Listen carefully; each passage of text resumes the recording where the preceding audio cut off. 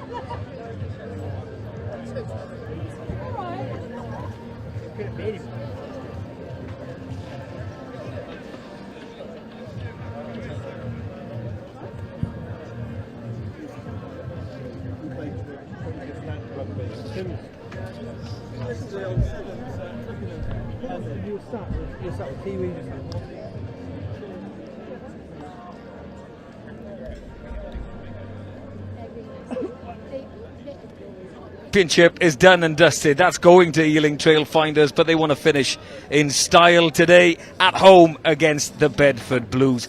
No reason for the shackles to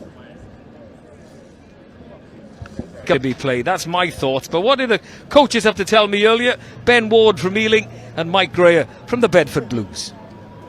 When we've got the women's game going on behind us, but we're going to talk about the men's game. You're champions already, but you really want to win it today. You don't want to think about Castle Park and Doncaster. Let's win the championship today.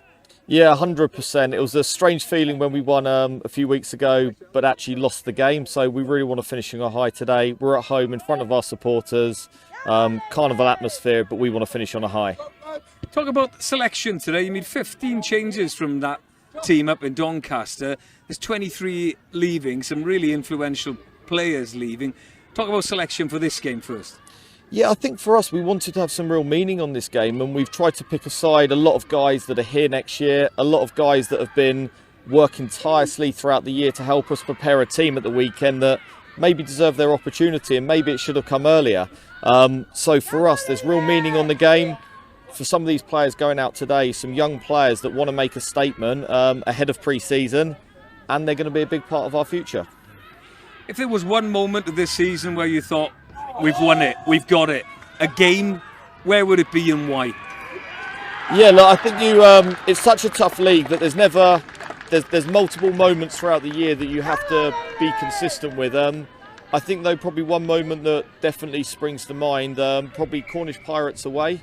I think monsoon conditions, the game could have gone either way, and it maybe just came down to not rugby ability, but the team that actually made the least amount of errors. And we came through that game, and maybe that showed a bit of heart that you will need to win a league title. Shackles off today. Bedford play a lot of rugby, you know that. What about the shackles coming off Ealing today? You going to throw it about? Yeah, look, as I said, we've got a young side out there today. They're really excited about chucking the ball about. We know Bedford are going to do that. Both sides are going to have to be alert on defence, but we're really excited to see this young group go out there and express themselves today, and we really want them to do that. Well, Mike, fourth in the championship, that position is secured. It's job done. What were your goals this year?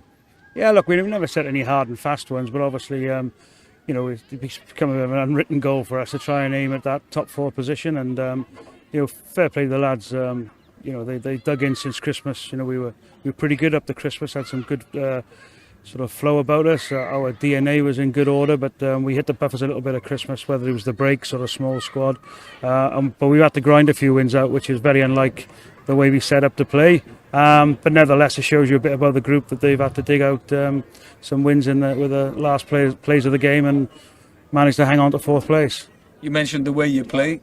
How do you play? I know, but for the people at home, explain it, because you play a lot of rugby. Yeah, it's an all-15 approach, really. I mean, there's no secret to that. Boys got licence to go from wherever they are if they see the picture in front of them and they see space, and then they got full back of the coaching group to go for it. So good service today, good weather, I'd look, obviously Ealing a bloody good side, and they're aware of what we can do if they allow us to do that. You're fully loaded almost. Have you come to spoil the Trailfinders party?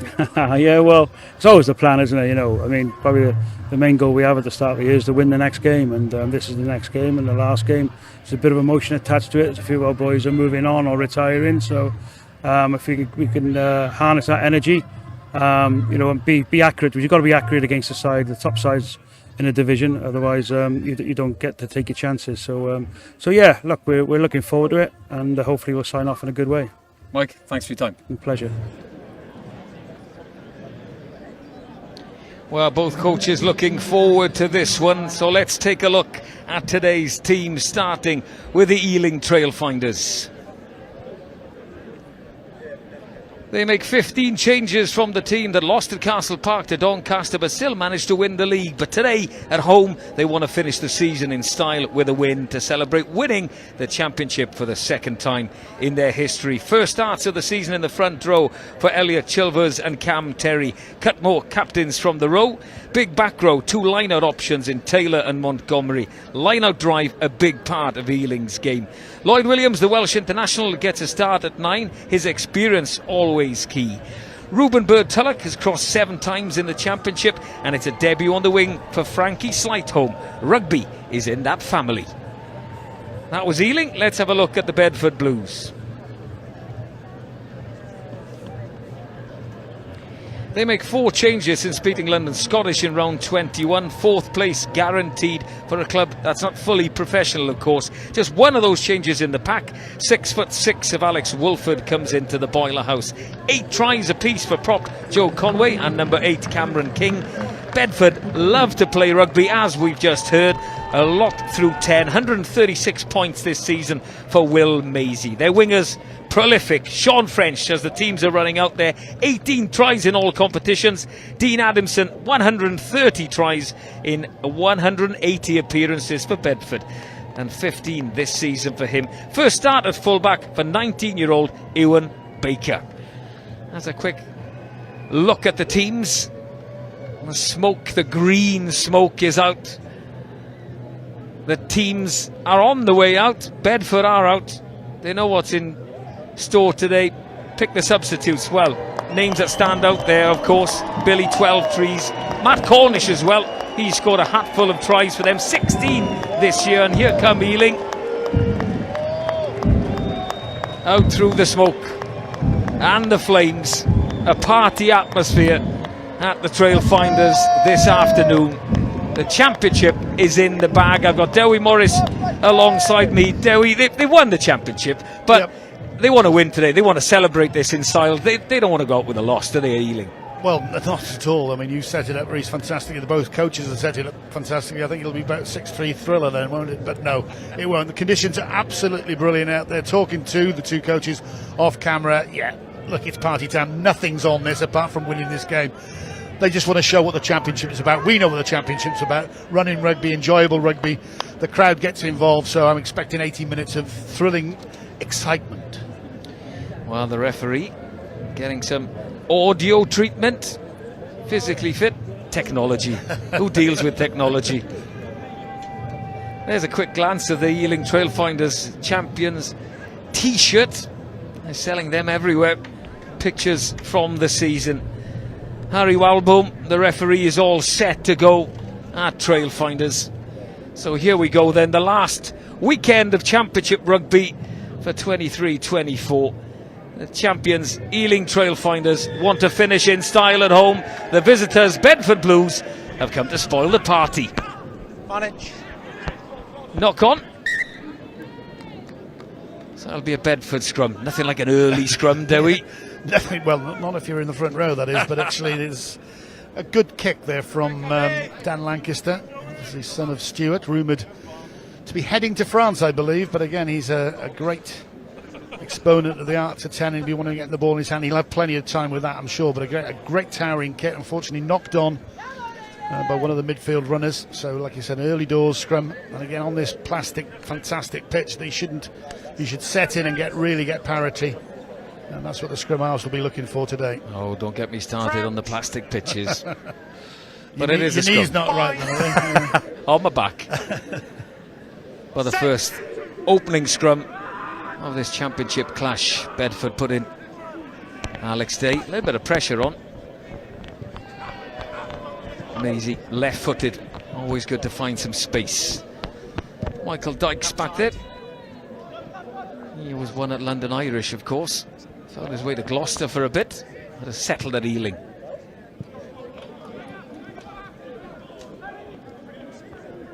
Kicking battles should be avoided at all costs. Trying to find some midfield space. Frankie Slighto. Wait. Just come down in time, that one. Yeah, good kick. It's Frankie Slightham, as you mentioned, making his debut today. Obviously his brother Ollie plays at Northampton Saints. I played with his dad John, so all on the wing, all with a lot of gas. So again, he'll be wanting the ball in his hands. It's a good crowd watches on. There's a football game going on the road, isn't there? Something? Apparently someone told me something going on at Wembley, but it's Football? Champions Cup day as well, of Yes. course, at Tottenham. Toulouse against Leinster, but this is all about Ealing against Bedford in the championship. Big carry. Expect many more of them from Simon Zokwe. On the shoulders. Not necessarily high enough. There's Zokwe again. Lloyd Williams. I can ask Dewi Morris alongside me because he qualifies for this answer. Lloyd Williams, you know, international scrum half, Yeah. you know, he's adding a little bit of experience potentially to a rather inexperienced Ealing side looking forward to next year. But that's right. Look, he's been around. He knows exactly what he wants from his forwards. He's doing the zigzag, hitting infield to the big seven, coming back to the blind side, trying to create a little bit of space.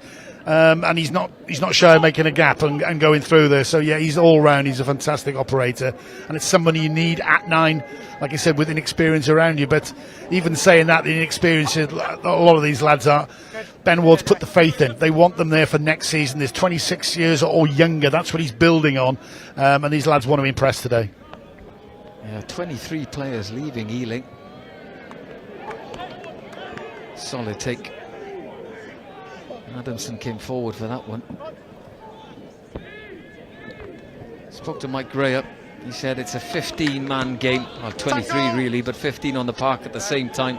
Bedford really love to play rugby. Gaps out wide. Making meters there at Bedford. Super break through the middle. Maisie. Then I hear a little hint of offside. Yeah, the arm is out. Ealing Trailfinders offside in midfield. Zokwe tight over the ball, but here come Bedford again. Little delayed ball there.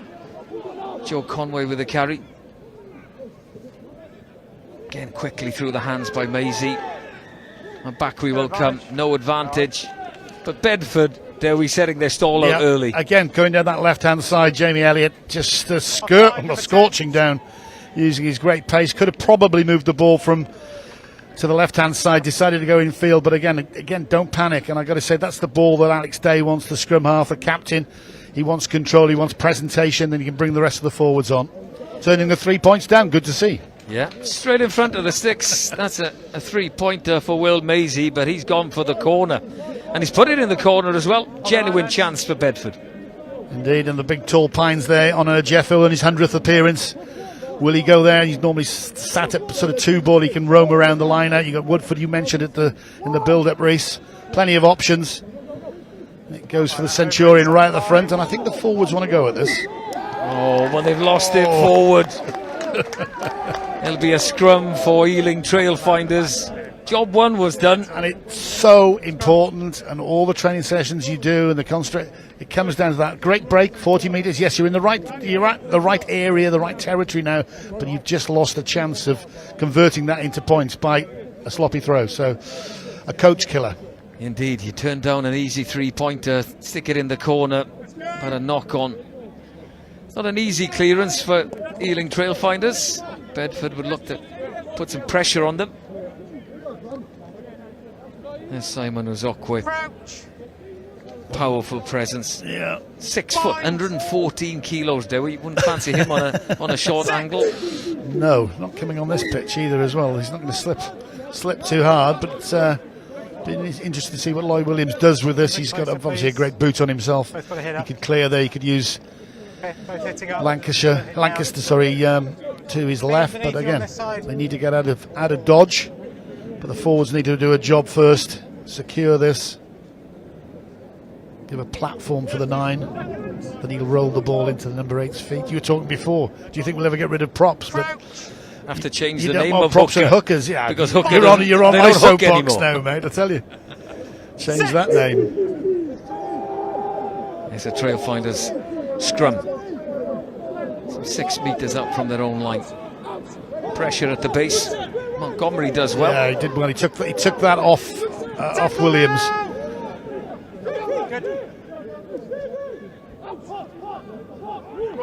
Still under pressure in that far corner. Interesting call. Will it be Lloyd Williams or will Maisie have it? Well, they want to run it. What have they spotted? Some space. Good carry in midfield. Support on the outside. Gets the ball to Slighto. Oh, knee just touches this near touchline, but a great break in midfield. Super play from Ealing Trailfinders, really showing what they want to do. Ruben Bird-Tulloch, glorious break. Yeah, well, the 213s are tearing it at the moment, aren't they? You've just seen Jamie Elliott make scorch marks up that far side, and this time it is Tulloch. Bird-Tulloch, outside centre, just steaming down there, giving it to the debutant Slighto. Unfortunately, could hardly do anything more than that. He could have tried to stay in, but the cover was coming across from the Bedford Blues and just pushed him into touch. And it's this time now it's Day to exit from his own 22. Oh, and a mistake. Not gone forward. Oh, I think that was forward. Well, there seems to be some communication coming on from AR and referee, but it's play on. Benefit of the doubt. Lancaster out wide. Conahan breaking tackles into the Bedford Blues. 22 options. Cam Terry, his first start of the campaign, converted back row forward, as a lot of hookers are. Again to the deck. Dykes losing control of that one. Trailfinders on the 22. Zokwe tipping it on. Cutmore, the captain. There's only one way he's going to truck it. Tackle, all available. Patience, the key word. Williams looking for a break in between 2 defenders. Lancaster, Zokwe breaks 1 tackle. Just a couple of metres out now. Ealing, a genuine attempt here to get the ball down. The hand is in the air, and I think it is Simon Zokwe to get that one down. How many times was he involved in that passage of play? 3, 4, but he gets the opening try of this afternoon's clash. Ealing Trailfinders ahead 5 points to 0. It was just basically contact after contact. They were drawing Bedford Blues into that, not going too wide, but just coming round the corner. Lloyd Williams made an initial break, but again using that big fella all the time, takes some stopping. He's involved quite a few times, as you said, Reese, and it's just, again, he's not going too wide. He's actually coming back on angle, which actually stops the defence from drifting out. They've got to commit, they've got to plant their boots, and eventually they run out of men, and then the power game just takes over. So both sides, yes, they like to run it, they like to go wide and wonderful, but actually it's the dogs of war at front that do the damage again, and a good start for Ben Ward's Trailfinders. Yeah, I mentioned him. 6 foot, 114 kilos.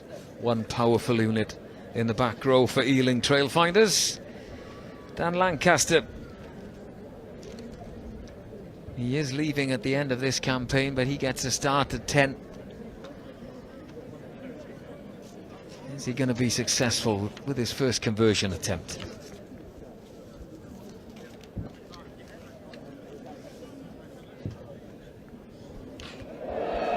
I was going to say bread and butter, but he uses the left upright and over it goes. Ealing 7, Bedford 0. After a promising start, bit of pressure for Bedford Blues. It's Ealing that cross the whitewash first. Maisie. It's a hot afternoon in Ealing. Sun has been out. It's hiding behind some cloud at the moment. And the wind is picking up a little bit as well. Crossfield more than anything. Taking that back into the 22, Barney Madison. Had a brief chat with him before the game. He was coaching the game, the ladies prior to this game, which unfortunately just lost by, I think it was just by a point to Loughborough. Good game, very good game. Very physical, some good scores, but I think it might be his last season, and he's been a fantastic servant to this club. Yeah, many players calling it quits after this one. Get a chance in some dead time in the game to talk about them. And the rugby is ongoing. Jordan. Here come the Blues. Jordan Venter, one leaving Bedford. Powerful South African. Joe Conway with another carry. Yeah. Defensively, you don't look further than Ealing really in the league. They've been sound all season, Dewi. Well, that's it. They get the set piece is excellent, the defence is excellent, and then obviously attack. Well, that's natural to them, as most sides are. And I think that's any side in this country. You get those first two right, your set piece and your line out, and your set piece and your defence sorted out. Then you've got a basis and you've got a platform to go for. Again, Bedford turning it down, but they've got to earn the right to go wide. This great saying we have: you can't go wide too quickly because it's so easy to have the drift defence to you. So they're trying to do what Ealing did when they were scoring that try: pick and drive. Day coming round the corner using the big artillery, and now they're back in the position which they lost last time with the crooked throw. So, have they learned? Oh, it's not the cleanest lineup, and they've lost it again in the same corner of the Bedford Blues. But they will get a scrum. It's a knock-on from an Ealing hand. They'll get another chance at this one. Scrum's all right. You can launch something off them, but again, see how crucial it is. 2 opportunities. And if you do it right from that position, 5 metres out, it's almost a give me try, because there's so many things that the defensive side can't do. They can get in there.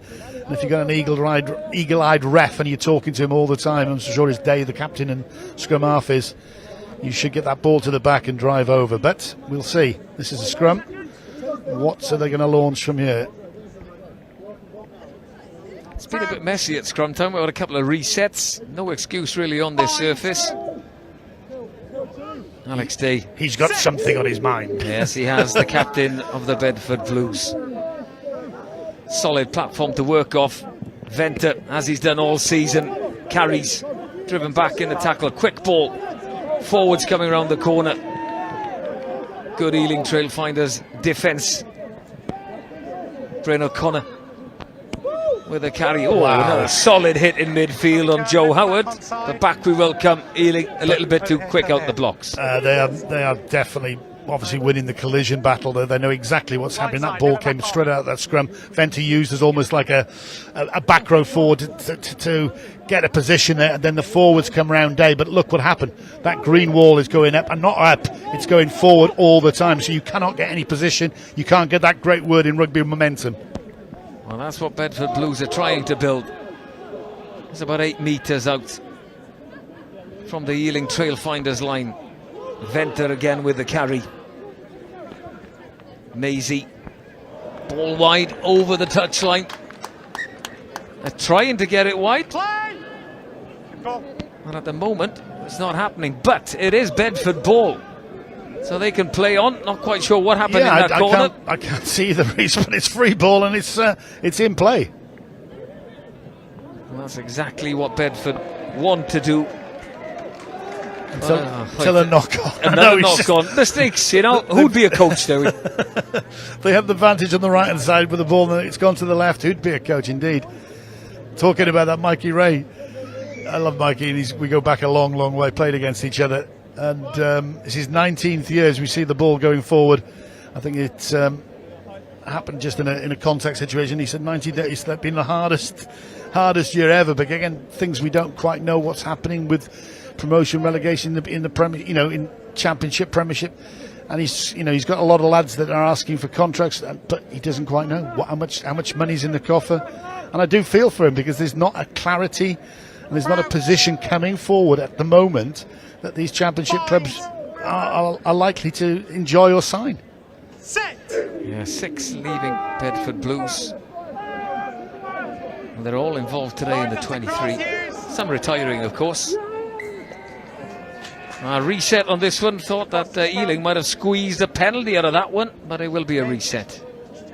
I think Lloyd Williams thought that was the way they were going forward. Slightly across, possibly, but it looked pretty forward to me, as in going forward, shoulders up and straight. But they will go again. Yeah, it's Elliot Chilvers on this side for Ealing against Bryn O'Connor on the tight head for Bedford. And really, with a powerful, well, with a more powerful scrum, it is the right area to do it in, because again, you're limited with what you can do. You could run out, but then you chance the error of dropping a ball or getting caught underneath your own stick. So milk a penalty here, exit down the ground 40 or so metres and start again. 16 and a bit minutes on the clock as the scrum hits the deck, and that's exactly what's happened. They've milked the penalty. In come the backs to pat the forwards on the back and say, well done, lads. Let's get an easy exit. Exactly what Bedford Blues didn't want, but perfect for the Trailfinders.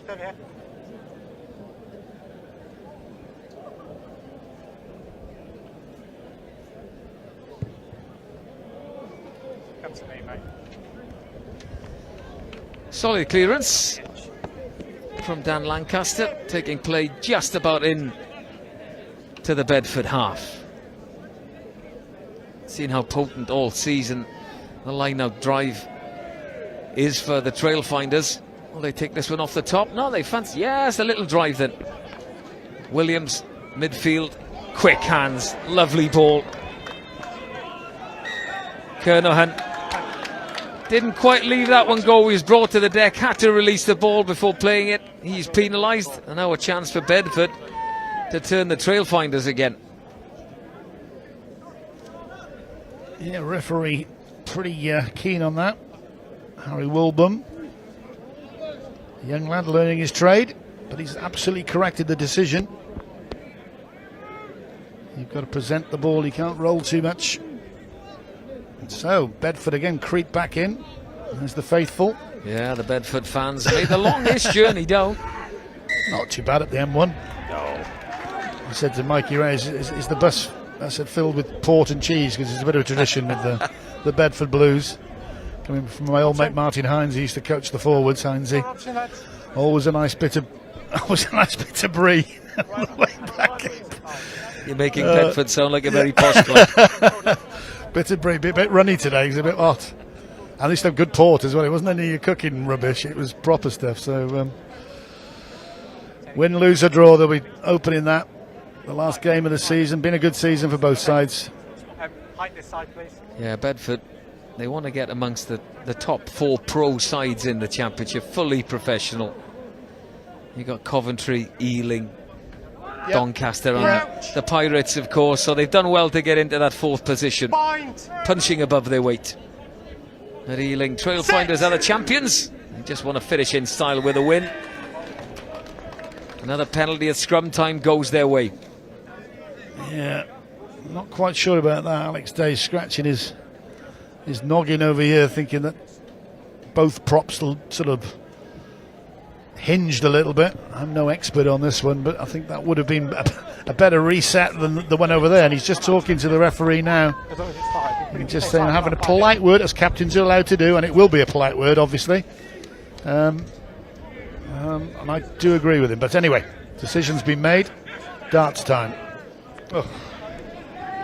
One gone astray, but Lancaster tidies that up for Ealing in midfield. Not gone to plan. Oh, here's Bird Tulloch again, finding a hole. Williams sharp at the base. Will Montgomery with a carry.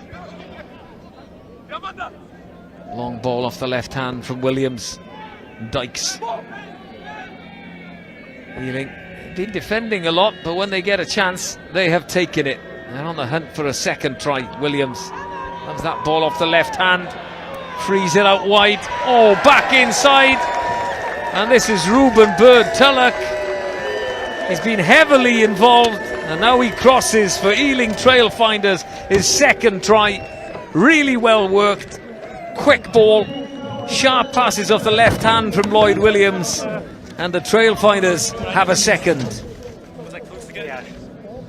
You mentioned it, Reece. Lloyd Williams is the architect of that. Yes, Ruben Bird-Tulloch finishes the try and does well to do that with a little slip ball inside. It's the width that Williams is putting on that ball. There is no sort of guard area up there. He's going to pass the guard, allowing his attackers just to get outside them. And that's easy. That's actually too easy from a Bedford point of view.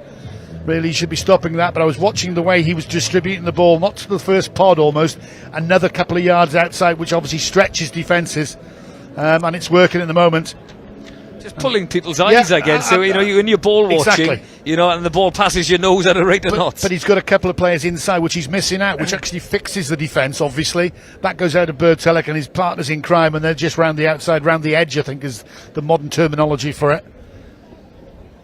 Second conversion attempt then for Dan Lancaster. Successful off the left upright with the first.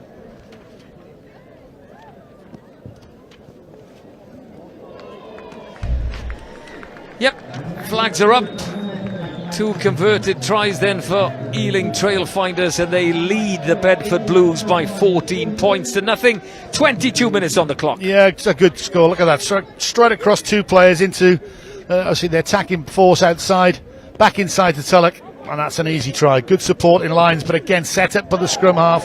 The vision of him stretching the defences. Now, Bedford have to hitch back. Mikey Ray will have seen that. The coaches will have seen that. They need to do more with ball in hand and not accept the tackles. They're actually accepting these tackles too early and being hit back. Yeah, they've had plenty of chances, have the Blues. They've been camped at times in the far corner. Advantage over for the knock-on. Error count has been high. They got to tidy that up. A little bit isolated there. Luke Frost as well to get to the deck. Well, Dewi, you said it earlier. You've got to earn the right to go wide. At the moment, Bedford aren't quite getting that right, but there is a little chance here. O'Kernahan decides to clear. He does well with that, but you're right, you can see the speed and the intensity that Ealing are putting on the ball, whether it's a big forward coming out, even when it goes wide out the back, a couple of passes, they're on. The outside centre is smashing up, and it's putting pressure on, you've got to say, this youthful Bedford side in a sense, but actually they've got to mature. They've got to be sensible. A call's got to come on. Someone's got to grasp, take this game by the grasp of the hand and actually go forward and make some yardage, get some forward momentum, because at the moment it's just so easy for Ealing just to defend. Bedford, first job done this time. They won the line out. Venter with a carry. It's only him going forward. There it is. Alex Hay picks, goes down the blind side there. Recycle the ball. A genuine chance for Bedford again, and it's a penalty. Trailfinders have got to be careful. They have given a few penalties away in their own 22. I think that was Terry then, the hooker, actually just went in too quickly over top of the ball. But you can see their intent, you can see the type of game they're trying to play is put Bedford off their fluidity. Just stop them getting any form of enjoyment out of themselves and just passing this ball as they normally do out the back. No, they don't give them a second, so that's the line speed, and that time unfortunately Terry was just too quick at it. Now third time lucky, once, twice, 3 times a lady. Yeah, same corner for Bedford Blues. Here we go, your money, where's it going? Yes! Brave to the back. Here comes the drive. Inches short. Well, they're over. A spin and over. Go Bedford. I think it's Joe Howard. Is it getting up there wearing 7? I think it is. But exactly what Bedford Blues needed. They needed a response. They won a line out in the Ealing Trailfinders. 22 at long last, and Joe Howard has crashed over for a 6th try of the season. And they needed that. They certainly needed that. It was a good line out. The first out of 3 down in that far corner that they actually taken. Not straight, then a crooked one, and then this time a right to the back. I think it was Woodford who went up for it, and the recipient of that, the try, was, like you said, Joe Howard, the open side, and that's exactly what they needed. They're still behind this game. They're still behind the 8 ball, because I think the way Ealing are playing, their intensity is there, but at least they're on the scoreboard. Left-footed conversion attempt for Will Maisie. 136 points this championship campaign.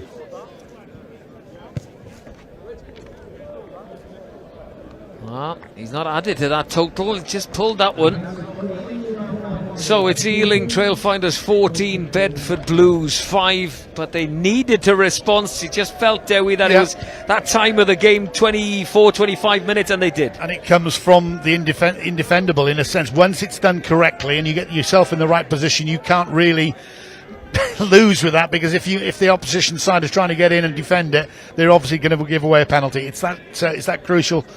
2 times they've messed up, this time they didn't. They're on the scoreboard. And how's their exit? Always handy, left foot, Maisie.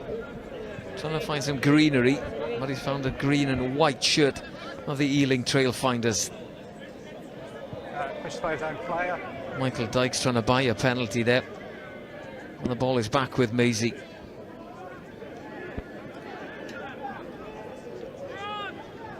Ealing just putting a lot of pressure at the moment on Bedford in everything they do. And that forces mistakes. That's what happens, Rhys. That's exactly it. They didn't need to do that. They've just scored a try. They're enticing. They're almost like, come on, play, Bedford. And that's exactly what they've done. Unfortunately, it was a good pass. He just took his eyes off it. And look at the position now. Just scored a try. And you've got a chance, well, the opposition now have got a chance to get that try back. How often do you see that, though, in the modern game? All the time. You're actually thinking the next 2 moves ahead, really. You haven't taken the but look, we've all done it. Again, 99 times out of 100, that ball goes simply into the basket, and off he goes up the wing. And but sometimes pressure, sometimes he catches something in that eye, thinking, right, these guys are flying off the line, and they are. I've got to give Ealing credit. The 2 centres, Bird Tulloch, and Holgate's put on a lot of steam, a lot of pressure on. And again, orchestrated by Lancaster. It's good. Trailfinders scrum then. They had a little nudge on. Williams throws it out the back door to Lancaster. Eyes up. Crossfield kick. 2 out there. Oh, it's taken brilliantly. No offload though. Oh, but I think it is grounded. The hand is in the air. I think it's Angus Kernahan that's got that one down. A little bit of a discussion between assistant referee and referee, but Ealing Trailfinders have a third. Well, I think Kernahan scored it. It's whether he was just, the crowd don't like it, whether he was taking out the ball, and we'll see. A lovely little kick from Lancaster. He's taken the ball in the air. That's what the crowd don't like. It wasn't dangerous, it wasn't malicious, but it was illegal slightly. He could have a yellow card on that. I don't think the referee's going to give it, but the grounding was there.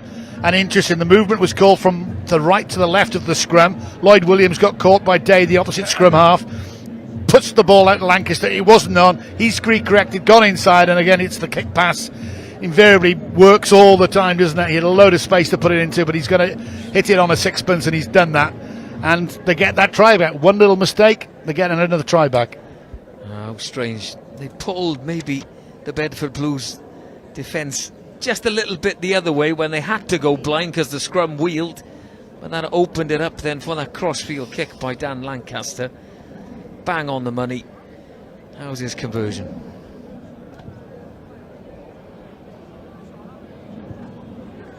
To the left. Yeah, to the left indeed. But Ealing Trailfinders won't mind that much at all, because they lead the Bedford Blues by 19 points to 5 as we see that finish again. Still a lot of work to do. He has got a lot of work, because again he's got to get up. He doesn't go whether he's going to get hit, which he does, but again it's the power of the lad. Big strong lad. Played he's rugby in Ulster, obviously in Ireland under 20, and now they come again rampaging. Ealing Trailfinders, these lads want to play. You can tell they want to play for the club, the way they're just going about it. Lloyd Williams back on the inside there. Dykes does find him. Williams distributes one out off the left hand, and this is going to be a second try for Reuben Bird Tulloch. Rampaging are the Trailfinders, blazing it.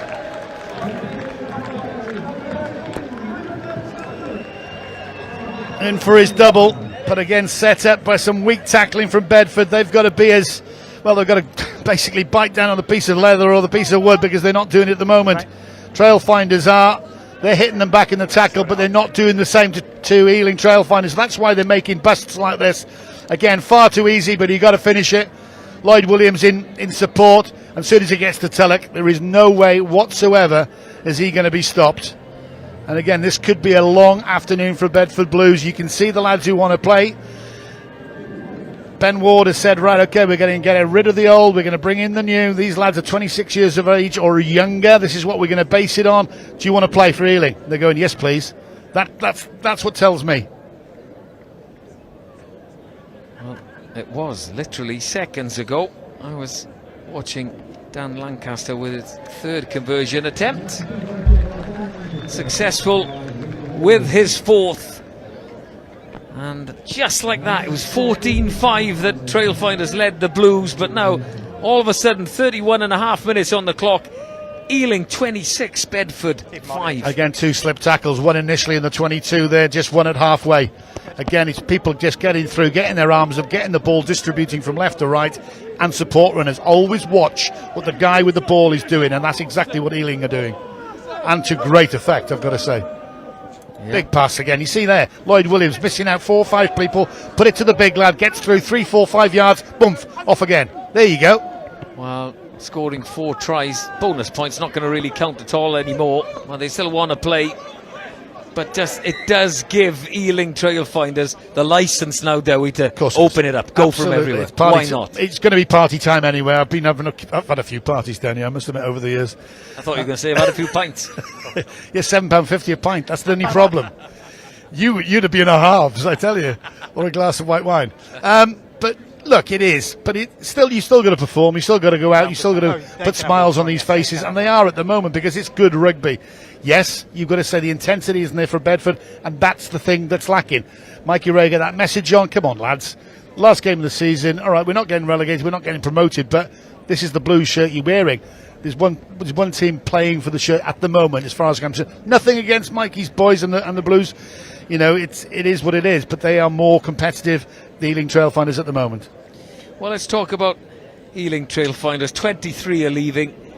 I think there's 5 going into the Hall of Fame for various reasons. The amount of championship cups, the amount of championships they've won, appearances. Luke Daniels is there, Jordan Burns, Pat Howard, Steve Shingler, and James Cody Redden. They're all going into the Hall of Fame amongst 23 leavers.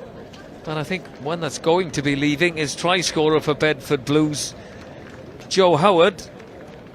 Not in a sling, but his arm is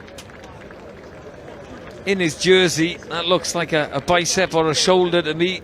Not what you want right at the end of the season. It isn't, but if you're going to do it, you do it at the end of the season. It's a horrible thing to say, but you know, at least be left-handed drinking on tour. These boys don't drink, I'm assuring you. But again, he's off again. There's no point in taking any risks whatsoever. So fresh legs will be on. That's up to you. Who's going to come on instead? Let's have a little look. I think it's Kieran Curran that's on. Yep. So a good opportunity for the young lad. Yeah. So off he goes. 23-year-old ex-Wasp. Now what are Ealing going to do from here? Tremendous camera position. Look at this. Ball goes in. They've got the power. See, this is where again. Wow, Lloyd Williams fancies a bust himself. Ball in one hand. No tackle, play on. Releases it, but I think he's just lost it forward. He saw a gap. Maybe the ball was on the outside. Who's his dad again?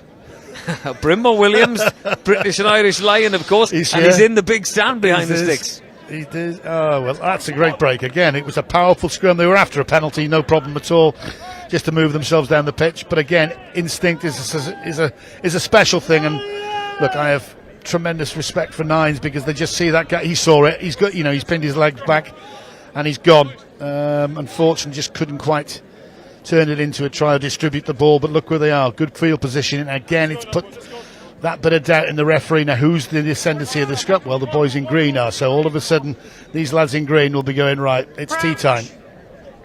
Yeah, and remember, Elliot Chilvers, Cam Terry and George Davis, relatively young. Chilvers and Terry starting for the first time in the front row for Ealing. There's a lot of weight coming through there. Both down that side. You've got Madison and Cudmore are putting a lot of 8 straight through. Normally it goes, so I've been told, normally they try and go straight through the hook and put all the pressure, all the power behind Terry. That drives it through to try and crack the Bedford front row. Still a massive part of the game, isn't it? It has to be. I mean, I know everyone's trying to devalue and whatever. I know there's a lot of talk, but there's always a talk about everything. But I still think, how powerful would the Ealing scrum be if the ball had to go in straight? If a prop actually just went against the prop in any games, you know, it is a game, every shape and size. How many times have we said that today? There's a place for it. But I still think hookers should hook the ball. Better from Bedford. Yeah, but they were under pressure, but they do well to get it clear. And they want to play. This is the risk. There is reward as well, especially with that man, Dean Adamson, on your team sheet. He scores tries for fun. But Ealing again, great line speed. That first contact has been exceptional from the Trailfinders. And Bedford want to play. They'll never stop playing. Well, they stopped using their forwards almost coming around into the midfield to make a bust, and they're trying to drag the Ealing Trailfinders wide into the midfield. That's good because they get a penalty, so now they can build on that. They've adopted to the way that they think is the best way of getting around Ealing's defence, which has been very claustrophobic. Yeah, that penalty. No clear release in the tackle there from Simon Zokwit. Left-footed from Will Maisie. There will be a Bedford line out. Hasn't quite functioned, especially in that far corner, do we? And that's the problem for them. They could have been, you know, in more control of the game. Not saying they would get, you know, more scores, but actually being in control. So, one, you're not sure of your main possession, which is your line out. Two, your scrums are slightly, not, you know, all of a sudden you got nowhere to go. There's no safe haven. There's no, and the referee knows that. And then all of a sudden, what you do? Right, the ball's going wide and they're throwing the passes, but. You know, they used to go in wide, Bedford Blues, so it won't be new to them. I'm sure the Water Boys coming on with messages from the coaching system. Just take a drink, have a rethink. What's the score now? 26-5. So, yeah, we've got a long way to go, but it ain't over. Certainly not. It is over in Bedford Blues colours for a few of the guys that are playing today. Jordan Venter, the centre, the go-forward man, is leaving. And then Jordan Orajaife, he is retiring. It's his 100th appearance for the Bedford Blues. A couple on the bench as well. Jacob Fields retiring. Robin Williams moving on. Kieran Curran moving on. And also Lewis Grimaldby, a drop goal king. Oh, well, Kieran Curran had that one. Took it out of the hands of Sean French. There was a chance there. There was a gap. But, oh, what a hit. What a hit. I think that was Cam Terry. Super hit and a turnover. Like Dewi Morris alongside me said, these youngsters really want to play in the green and white of Ealing today. They are, and they're saying to Ben Ward, who's just over us in the hat there watching on with his analysts and whatever, and that's the message he wants. It's a very simple thing, as any coach wants. Oh, yeah, okay, got another season round the corner. But again, Bedford did have opportunities there.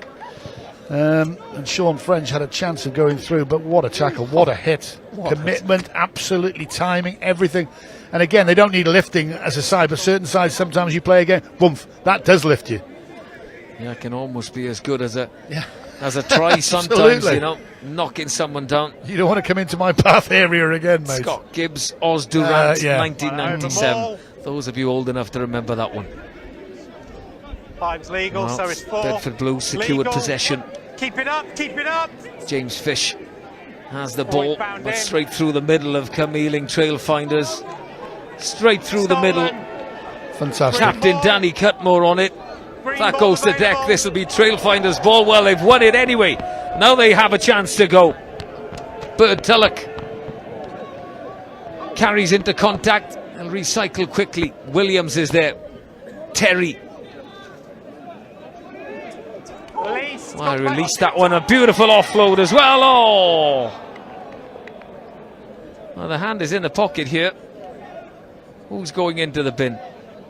The way number 6. No, there was a touch judge over here. There was a little bit of a. Off you go, 6. Ooh. He's screaming at me saying he's fucking tackled. He's fucking tackled. He was tackled. That's Luke Frost has gone to the bin. I was just saying the touch judge, I think, might bring his attention to the referee.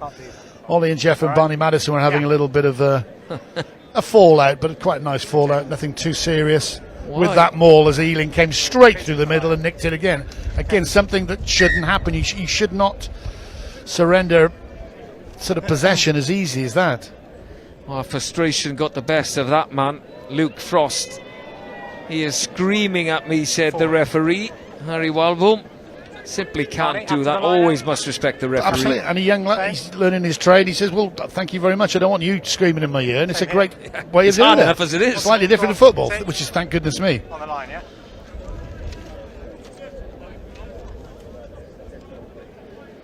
So, yellow card for Bedford. And there's a chance, another chance for Ealing. On a plate again for Lloyd Williams. Zokwe with a carry. He'll be on the hunt for a second try. Tackle! Josh Taylor, 21 years young, 6'5", massive pack. Big back row for Ealing Trailfinders. That ball shoots out though. Onajai Fit, first to react. Slightly lazy runner, you could say, but here come Bedford. Baker, ball, finds Adamson. Adamson back inside to Venter. Not an early tackle. It'll be a scrum down, Ealing Trailfinders ball. And that is half time. Couple of seconds left on our clock as we see the replay again. The last chance of the half for Bedford Blues, a half that's been controlled mainly by Ealing Trailfinders. They've crossed 4 times in this one. Bedford Blues have had their chances, but they're going to be down to 14, and on the scoreboard they're behind. Ealing Trailfinders 26, Bedford Blues 5. And let's have a look at some highlights. Where do we go? This was the try, the first try, the opening score. Simon Zokwe, one powerful unit. Again, it was one-way traffic early on, wasn't it? In a sense that they're just blasting them out the way. You miss one little tackle, and they're over the top of the ball. Again, this time Braun sort of beats Brain. They cannot get up in time, Bedford Blues, and that sort of put the starter going. All collisions, every collisions, and again, this boy Lloyd Williams is making things happen out there. He's the orchestrator of a lot of things, the conductor, and again the recipients are just anybody. And that time it was Bird Telek for his first try. Very, very nice, very, very easy, just stretching the defence. Yeah, he's caught the eye from early on, hasn't he? You know, he made a bust, he found some gaps there, and he's crossed twice. This is the first of his tries, and he's been a constant threat. Line-up been a problem for Bedford. Slightly, that's the third time they got into that corner, and actually he's the only time they got the ball up, and they did come away with a try. Joe Howard, unfortunately, he's had to go off injured. Looks like a collarbone or something like that. We don't know, but he's no longer on the paddock. But that's exactly what Bedford Blues needed. They needed something on the board because they were losing the contact area, and straight away they had the ball back, dropped the ball in the 22. Lancaster came up with this kick, the pass kick over the side to Angus Kinahan. And the crowd didn't like it because he got taken out in the air a little bit. But the referee, I think he's having a great game, allowed the advantage to happen. No malicious in it, bad timing. But again, there's a lot of defending to do. But there was a good finish. Yeah, you could have looked at a penalty try there, of course, and a yellow card. We meant a 7-pointer, but this is the last try. They've all been well-worked tries. And Trailfinders really keeping the ball alive. Williams involved again. He's the heartbeat of the side at the moment, but that is coming from the 15, tenacious 15, off the line pressure, their commitment and their desire to cause problems. And what you can see, there's one or two Bedford Blues just falling off tackles. That's the difference. Ealing Trailfinders are making their tackles, they're stopping people. Actually, they're dominant tackles, they're hitting people back. At the moment, Bedford are just allowing it to happen. So 26-5 is about a fair reflection, I've got to say, of this first half. Yeah, Ealing Trailfinders 26, Bedford Blues 5 at half-time. Okay, roots into rugby. That's where we're going next with Ugo Monia. We visit Dagenham Rugby Club to meet Jack Warner, who after 10 years of being part of the club reflects on the lessons he has learnt as well as the many friendships he has made. Today I'm at Dagenham Rugby Club to meet a young man by the name of Jack Warner to understand his route into rugby and really to further underline why this club means everything to him and his family.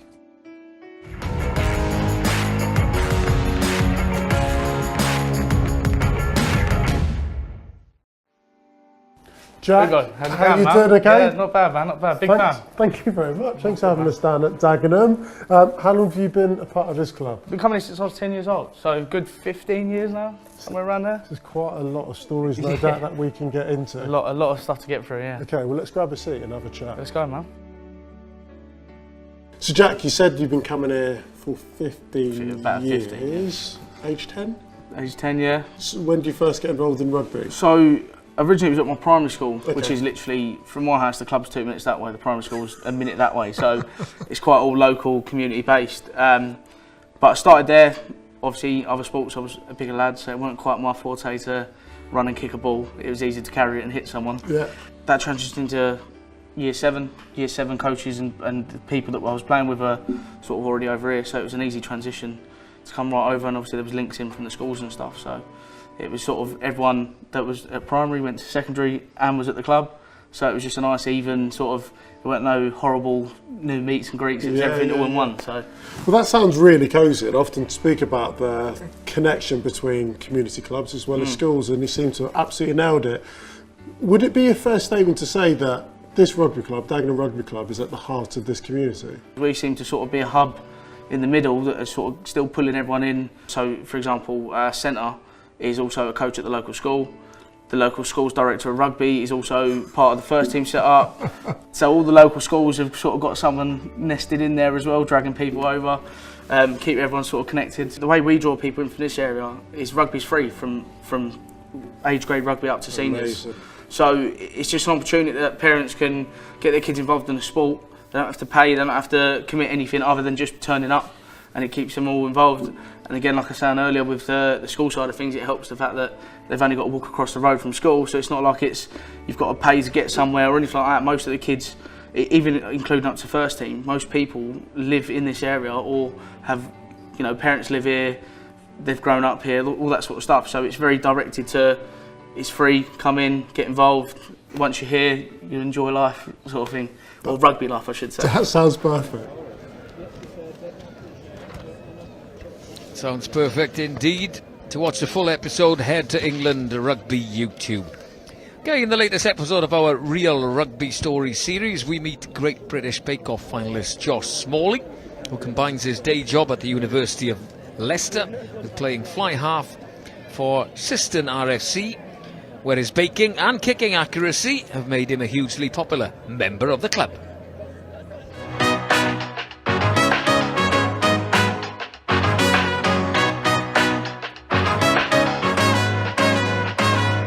Rugby for me is definitely what I love most, but also it's just a really good escape for me. It's the big part, the highlight of my week, where I know I get to go and do a bit of exercise, run around training once a week and on a match day, and it's just that good escape.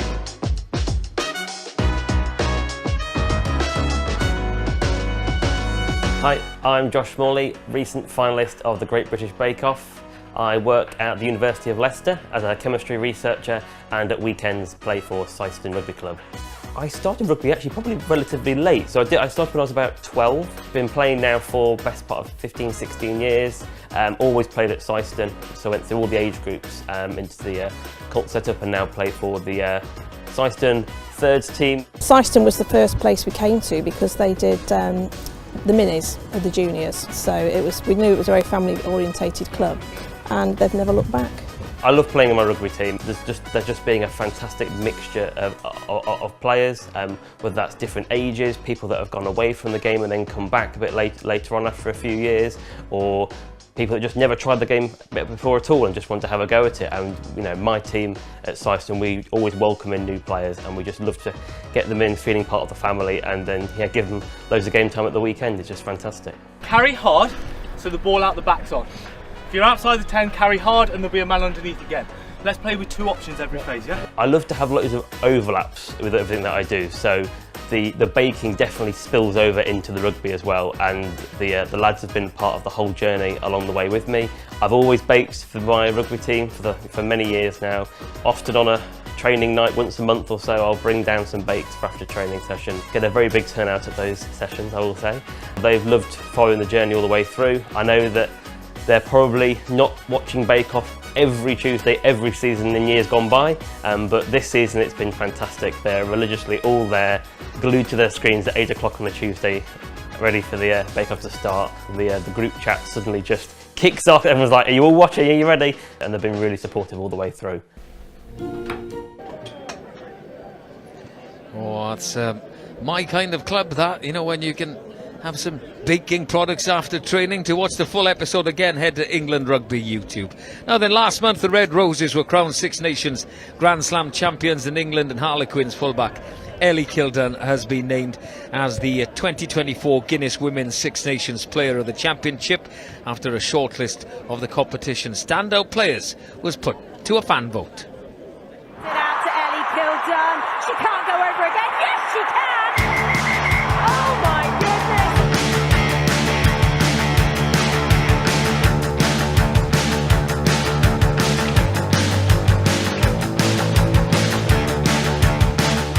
Well, Kildun's given them the slip down the touchline. She might try and go all the way herself. Ellie Kildun. Kildun with the step. The Harlequins woman is off. Oh my goodness. Ellie Kildun. She's flying. She's still going.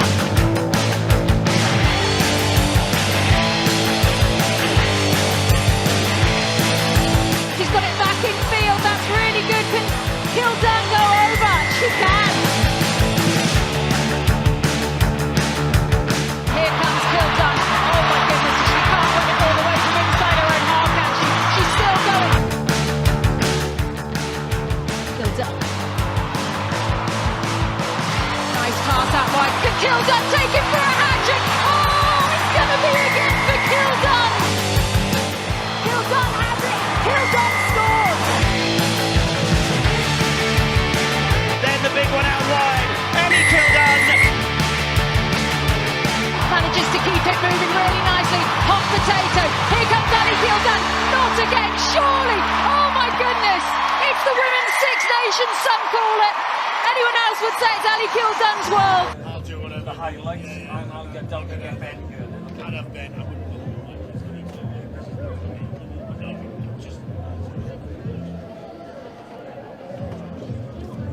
Well, we've gone through our half-time VTs. You can see the score there. Ealing Trailfinders 26, Bedford Blues 5, 4 tries to 1, bonus point in the bag, but that doesn't matter, of course, because the championship is already in the bag for Ealing Trailfinders. But wow, Dowie, they want to finish in style today. They certainly do, and it's a bit like the end of season game that Bedford Blues are going through at the moment, whereas Ealing look like it's the first game of the season. Just their attitude, their line speed, everything that they've brought to Vallis Way and on this game, it's just very good. I know Ben Ward has got a big smile on his face because he'd gone and said, express yourselves. Not only with ball in hand, which they always do, it's actually the defensive aspect of the game. It's 1-2-8. The scrum's been great. The line out, they've caused loads of problems to Bedford. The midfield press, the pressure they put on, and then the finishing of the tries, the coup de grace has been there. So actually, after the first 40, it's a pretty good 40. I'm looking through the team. I said there's 23 people leaving Ealing. I think it's only Dan Lancaster, the 10, that's leaving from the starting 50. Yep. So that bodes well, doesn't it, for the next year's championship for Ealing? Absolutely. Look, Ben, the basis that, look, he's probably got a budget in a sense with everything they do here purposely is almost as good as the Premiership. They're not allowed to go in the Premiership for other reasons. We won't go in that today because we haven't got long enough. But again, they fight year after year after year after year to try and get in, and all they can do is just keep going. So, look, they've got a group of lads who you can see the quality. I mean, you just know that they want to perform, they want to be there, they want to get higher. They want Premiership rugby down here, and it's if they keep going, they have to be let in at some point. Well, we know what it's about. It's about criteria, isn't it? You've got to meet the criteria that's out there, and at the moment, Trailfinders, this venue doesn't, unfortunately. It's the second time they've won the championship, but, Jersey were the same. I think I'm right in saying that Doncaster, if they won, they would be allowed to go up into the Premiership. They get 10,000 or more people. But again, what the RFU don't probably see, or whatever I can see and you can see, whatever is the actual whole aspect, not so much this rugby pitch in front of us, but what they do. Not 9 to 5, it's almost a 24-hour show. With these artificial pitches, you're allowing everyone from the community in. They use them. The revenue stream is unbelievable. They basically self-fund themselves anyway, and they've got a great rugby team, and now a fantastic girls team they've put together that finished 7th in the professional women's outfit. So something's good happening down here. Something the RFU really, for me personally, needs to cling on to and actually sort of replicate a little bit around. But again, rules are rules. That's what they do. They sit in the towers and make these rules, whether we agree with them or not. Well, gets people talking, asking questions. Does. But I'm impressed. First time I've been to Ealing. And it's a great setup at Trailfinders. Artificial pitches, like you said, tennis, cricket. There's everything. They've indoor got a facilities. massive gym in there. They've got all that. They're associated with universities, so all the analysis is done. They do courses. They do all the kids will be on here. You're right in the heart of West London as well. And no London Irish anymore. The demise of that would suggest this place. There was talk that the Ospreys were going to come up and have some type of deal, whatever, and the Valley Commanders would travel for that, as down here. How many Welsh are in London or the surrounding area? Loads, and they'd come here. That's not to be at this moment in time. I know Ben Wardwell. He's talking. He's banging on doors. He's looking for aspects to open up to benefit everyone, to develop the game, and that's what we want. Aspirations, that's what you want, isn't it, in any competition? Not you the same. You want to win the Premiership if Exactly. you're in it. You want to win the Championship if you're in it. But if that is classed as a second tier, I guess you want to get up to the top tier. You want to get round that top table. I've said this for many decades, actually, for the Championship. It's a vibrant area. Where do you learn? All right, for referees, where do referees learn? Where do physios? Where do players want to go if they're not good enough for the Premiership or seemed not good enough? Have a couple of years in the. And a lot of clubs do have a symbiotic relationship with a Premiership club, but actually you could quite easily run to Pro 1, Pro 2. What about in France? I'm not saying that is the brilliant blueprint of everything, but actually they seem to be doing things well over there, and this is an English-based here, but we've got such a through there of great pathway, or whatever you want to call it, of great talent. They've got to go somewhere when they get out of universities or whatever, and for me the Championship clubs are a fantastic grounding. So I know people are knocking heads together and trying to do things, but at the moment the same answer's coming out, no, it's not happening. So anyway, that's enough of that. I just jumped through my soapbox, Here we go, over to you. Yeah, second half underway. Trailfinders comfortably ahead, 26 points to 5 at half time. Bedford Blues down to 14 as well, because Luke Frost has 8 or so minutes left in the bin. And Ealing just want to pick up on that man in particular, Reuben Bird-Tulloch, a constant threat. Just want to play rugby. Long ball out. Kernahan. He's crossed once. Decides to kick ahead. Still alive. Well, here's a chance now for Bedford, potentially opening up. Ewan Baker, his first Championship start. Young talent, 19 years old. Keep an eye out for some changes through the hole. Cameron King back inside. Alex Wolford, support on his shoulder from Curran again. Now they have to keep it alive. Bryn O'Connor just been slowed down a little bit of Bedford. They want a realistic chance of winning this one, Dewi. Did they need to score first? They need to bust a few tackles. Exactly what was happening to the other side in the first half. Bedford were just slipping off tackles. This time, Ealing Trailfinders are slipping off a few, which are allowing a little bit of momentum, a little bit of go forward. But all of a sudden, you come back to that stagnation in the midfield, and all the pace, all the momentum goes out of the game. And a mistake happens. Boom, boom. Yeah, just a low ball there. Maisie couldn't take it. Oh, a dummy. Lancaster, has he got the gas to go? Decides to kick. Canoan after this one. Just across there. That could be. Could that be a penalty? Well, Was that deliberately tapped that in? Yes, he has deliberately tapped it into touch. So you're not allowed to do that. We will have a look from this angle. I think it was Sean French that came across. I think Lancaster would have been better just keeping ball in hand. There was a lot of green coming and supporting him. Wow. Again. Has he gone for that? Maybe. Look, from my angle here, I could see it, and he's having a word with the touch judge. No TMO. Dewi Morris is our television match official today. I'm trying to listen into the ref as well, Okay, and he's gone struggling mute. to try and get the ball. Okay, so you think he slapped it away? Any other player around? There you go. So There you go. Are we at penalty and yellow? Or are we saying Ealing probably would have scored if he didn't? Yellow card. No, Just yellow. you can't give probabilities. It's not Okay, there. deliberately slapped the ball away, yellow card. It's a yellow card and a pen. It will be here, just penalty, lads. Well, Okay, slap the ball into second touch. yellow card for Bedford Blues. Not the start they wanted.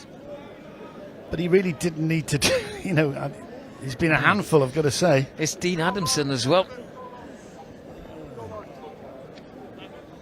Okay. Serious attacking threat gone there. This is as where well. Ealing are good at as well. 5 metres out. Catch and drive. There's only one straight. answer here. Option, scrum or line.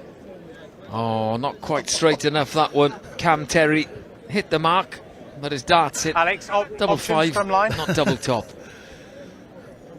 It's rubbing off. Scrum. The Bedford Blue inability has rubbed off a little bit, so they can breathe a bit. But again, they're down. What are they down to? 13 now, Bedford Blues.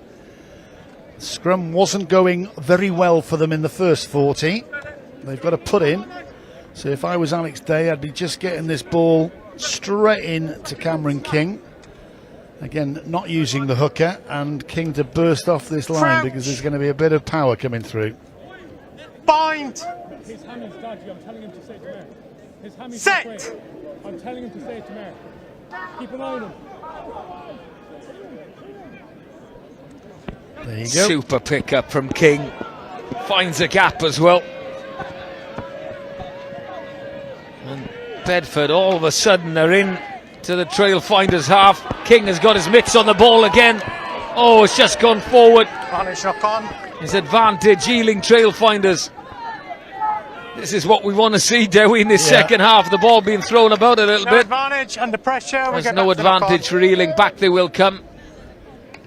It'll be an Ealing Trailfinders scrum. But this is what happens when you don't need or don't use hookers on that scrum, because they would have been under a load of pressure. But as it was, King's able to get the ball away. The result is one pass inside again to the ever-present Venter, and you're up the paddock.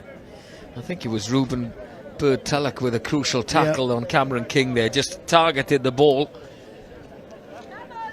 Well, a second try could have been on for the Bedford Blues, but it is going to be an Ealing scrum.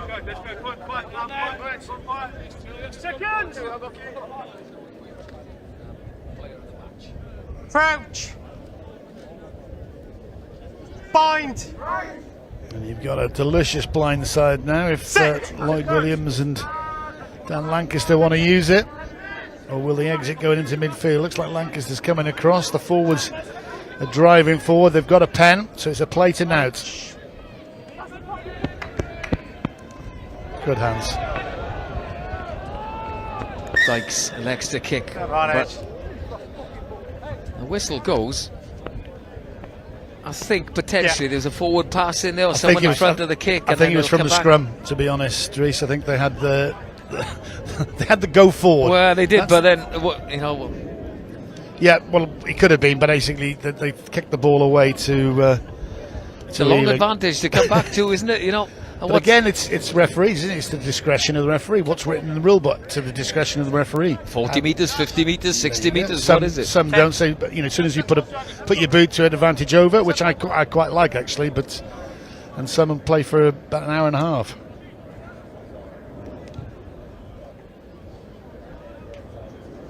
Lancaster with the clearance. On the edge in this half. Yeah, he's impressed me. He's cool, calm, collected, calling the shots out there. He's got a bit of ammunition in front of him, mind. He's got a good platform. Lloyd Williams again is, like, for me, the main man. There's Williams again. Pump fake. Then brings Holgate onto it. Straight over the gain line. You mentioned it in the first half, Dewi. Easy. Too easy at the moment. There are gaps, of course, in the Bedford defence because they're down to 13. It's a bit of hot potato at the moment. Yeah, But that was a messy pass. It was, but actually coming back to your point, and I know exactly with Holgate coming there. Look, use a centre, inside centres, going back in the day we used for. You hold defences, you try and get through the gap, and you give a target for your forwards. Again, it's simple rugby. Rugby is played, it's as hard or as easy as you want to make it. Make it easy for yourself, come round the corner and do it that way. Okay, unfortunately, the precision wasn't quite there. But you're making yard after yard after yard, and that when it comes down to it, if you want to break this down into stats, that's the difference between the two sides. The yardage, we haven't got that at our hands today, but you would have to say, hand on heart, Ealing Trailfinders would be well ahead of just metres made. Yeah, as they are on the scoreboard. Jamie Jack, Ocean Heffernan on 17 and 18 replacements in the front row. Joe Conway, Bryn O'Connor should be done for the season. And you know what? I think they're quite happy with that. It's quite hot in Ealing this afternoon. It is. Oh, was coming back. Back out the tunnel. Reset. Straight out the tunnel, that one. We'll have a Straight reset. back out the tunnel. But you know what's coming again? Pressure from the Ealing 8.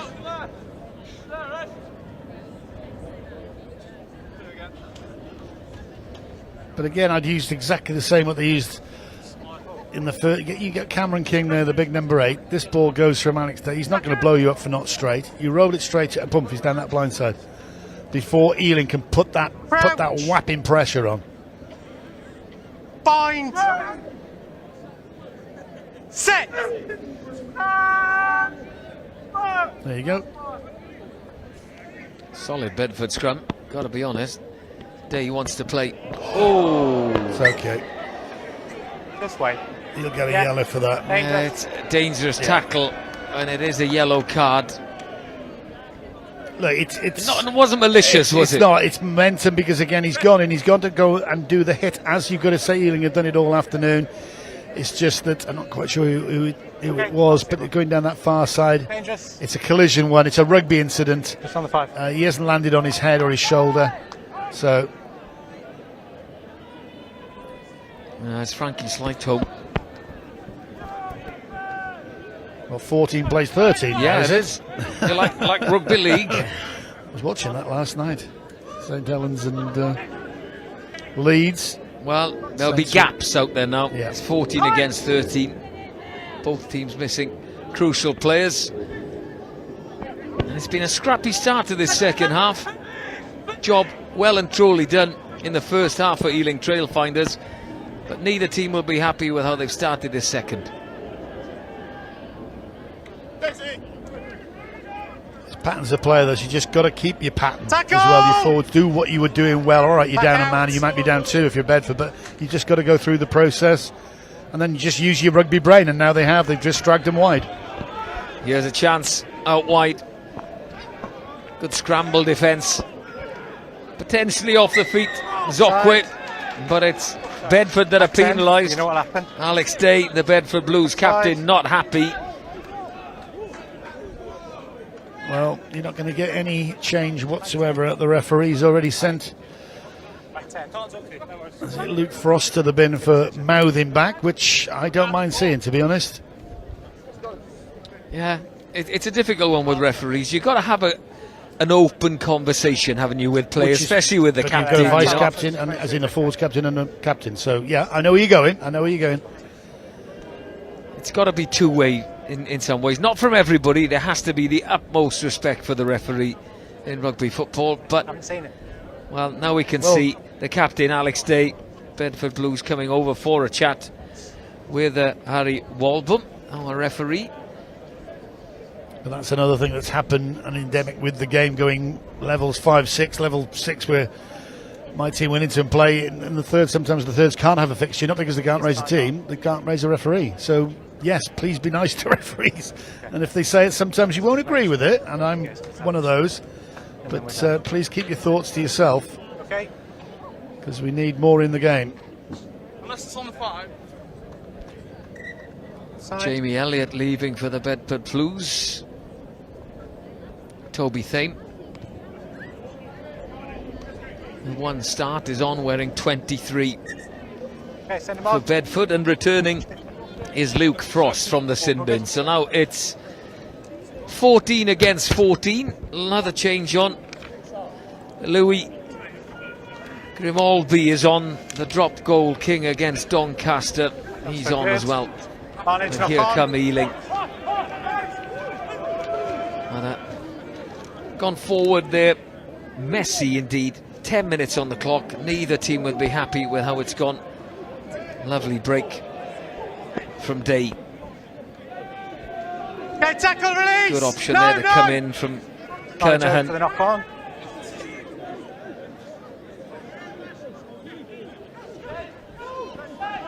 "30 times these teams have met over 130 years. Ealing Trailfinders lead 15-14 with one draw.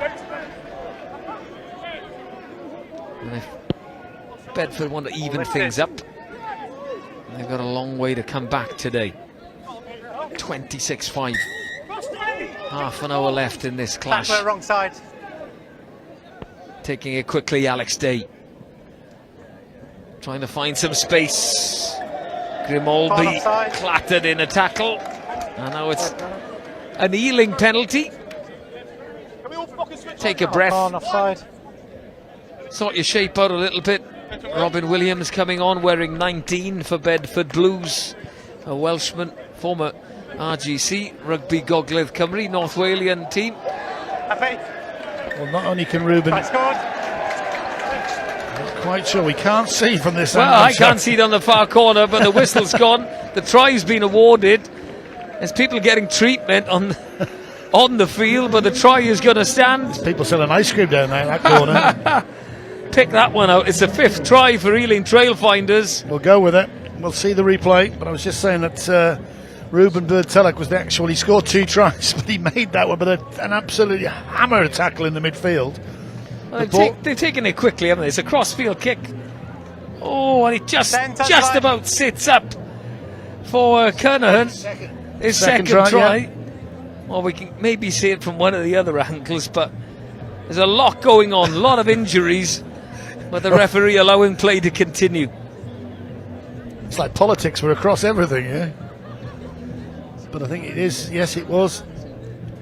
Kernahan scores his second, so he's up with Bird-Telek, and I'm sure it was that lad there who put the crossfield kick. It happened that quickly. We all thought it was going to be a penalty in the midfield after a hammer tackle by the outside centre.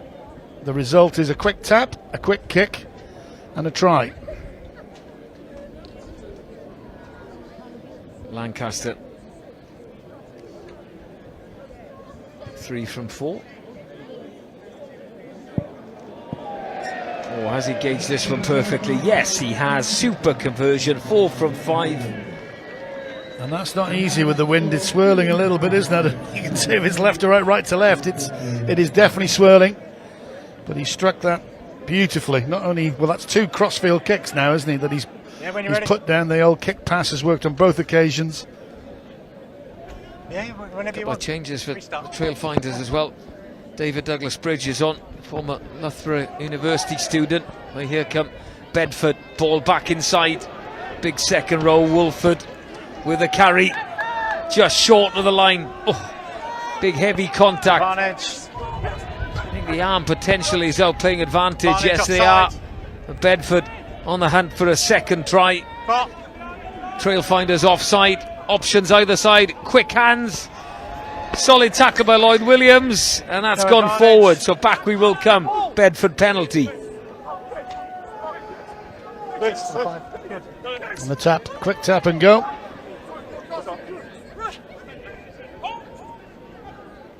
Where are we? 5 metres out. A lot of options for Bedford.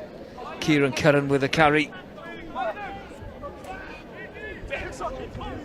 Gets the ball to the deck eventually. Round the corner come Bedford, but Ealing's defence holding as it has done for the majority of the 54 minutes. Sharp off the line, accurate in defence. Back. Day has to take his time, and again everything for Bedford behind the gain line. That's again an all-consuming tackle from Josh Taylor. Big things are expected, and well, hopefully for him in his career. Only a young lad, ex-London Irish. But again, he stopped again. That word I will use again: momentum from Bedford Blues. Oh, there you go.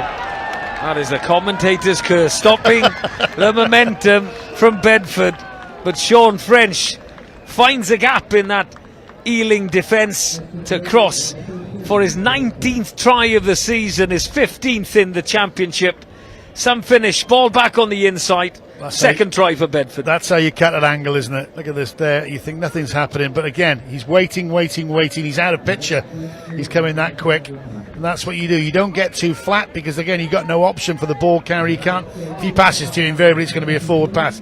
Drag it back. As I tell any kids watching this or senior players when I coach them, you can't be too deep. Watch the guy with the ball. It can be pre-ordained that that's the call, but he gives him an option. He either gives it to you or doesn't, but on that occasion he did. And watch this. There you go, out from Day, back inside. He's just drawn across, one slip tackle, put a power down. Good. Bit of pace, bit of power, bit of everything. Yeah, another try for Sean French. 33-12. Ealing lead. 24 minutes left in this one. Dewi Morris, is this game still alive? It is. If Bedford keep doing that, they've got to go against an all-consuming defence from Ealing Trailfinders. Yes, they've let 2 tries go in, but again, they are very, very stingy. So look at Bedford have to force the game. They're forcing it from out underneath their posts, and invariably what happens is they're going to make mistakes. Big tackles again. Maintaining possession at the moment, Bedford trying to play their way out of trouble. And a good kick ahead from inside the 22. They had no other options really. Clear the pressure. But again, it's pressure built up. They've tried to go right, tried to go left, sorry, they've gone back right, and there's no option other than leaking the ball over, so they have to put the boot on it, which gives the ball straight back to Ealing's well-functioning line out. Again, it's mothers meeting in the midfield. You've got that lad I talked about, Josh Taylor, is number 6 there, right in the middle, so he may play a part very soon. There you go. In midfield, the big man, Josh Taylor, all 6'5" of him. Scotland under 20s. With the modern game, you can almost play for anybody and end up playing for different countries. Through the middle goes George Davis, almost into the Bedford 22. Taylor again hits a line of Lloyd Williams. Williams, options either side, just scragged at the base. Patience needed now by Ealing Trailfinders. Crossfield kick. Just a little bit too much on that one. No advantage for anybody being played. It'll be a line out, and it will be Bedford ball. Didn't work, third time lucky. Dan Lancaster's created 2 of those. That was the third time. Again, he fancied it. Just a little bit of trajectory needed to be put a bit more on it, a bit more boot on it, and it would have happened. But he sent, just as I say, Josh Taylor, watch out for him in the midfield. He comes back on a rattle. Scotland under 20s, and that's where they're lacking Scotland under 20s, because they're not getting their pathway sorted. Well, I'd grab hold of this bloke pretty quickly before he's England registered, by the way.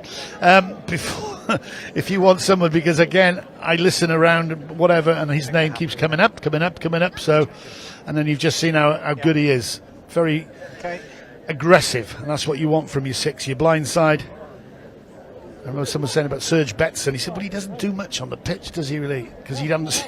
It's like Richard Hill, number 6, blindside. You don't really. Well, he does. They're always at the bottom doing something, and he's a little bit more ball in hand. Two of the best players certainly of my era. That's exactly whatever, because you don't really see him, but without them, you don't win. Anyway, long ball over the top. Always a risky one, that, especially in your own 22. Well, we're going to see this pattern again. Everything Bedford Blues are throwing at Ealing Trailfinders is getting battered back. Dykes under this one. Both teams are back up to 15. That's always a positive. Yeah. Contest at the breakdown. Soft hands that time from Josh Taylor. James Kenyon, wearing 17, on loan from Exeter. It's his debut in Trailfinders colours. Cam Terry, what's a winger doing right out there, I wonder? They always used to lurk in those areas. Ball available. Ball available. Second man. Penalty for Ealing Trailfinders. A glorious chance here to pop one into the corner. They want to take this one quickly, but they did score the last one by doing that. But I can see this one going 5 metres out. I think Barney Madison's just said, hold on a second. Let's slow this down a bit. It's a hot afternoon. Yeah, all right. I know I'm getting on a bit, but hold on a second. This is going in the corner, lads, if you don't mind. Dan Lancaster's listened to that. His second row popped it into the corner, 5 metres out, and here we go again. Well, changes for both teams.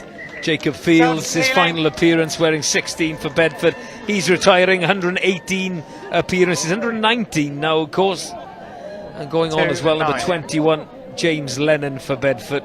Varian, just hold the throw. We've got subs both teams. About right, last 20 to go, is it? Yeah, yeah, in the last quarter. There's a change at 9 as well for Ealing Trailfinders.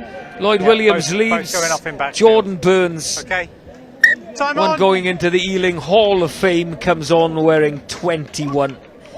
You will be Dewey picking the player of the match as well. We'll talk about that in a bit after this line-out. Solid from the Trailfinders. On comes the drive. This is where they've been top-notch all season. Down the ball goes, I think, socks down. It's Cam Terry, last to get up. I do believe it is, yes, with the headband. He's the bloke you were going to go playing on the wing over there. Well, he can do it all. He's back in his normal position. Right at the back there. Good throw in. Get at the back and put it down. Well, Matt Cornish is on the bench for Ealing Trailfinders, the former London Irishman, you know, and he scored 16 tries from driving line out. Not all of them, of course, but this is where they've been so efficient. But again, I come back to it at any level. I know it's difficult to get people training at sort of under levels 5, 6 or whatever, but actually if you get your defence, right, set again, but also the set piece, in that position you should score every time. And Ealing have shown that, and again Bedford showed it. Once they got the ball in straight, they missed two lineups up and down that bottom left-hand corner. They get the third one, boom, off they go. Joe Howard gets it.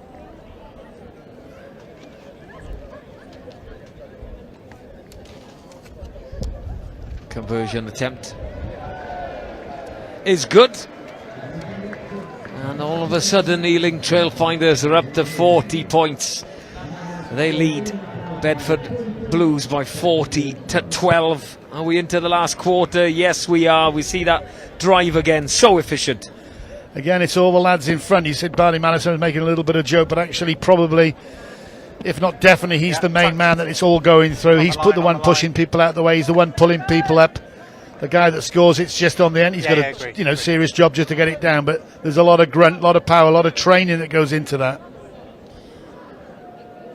It's a Bedford line-up. They're taking their time. They've emptied their bench.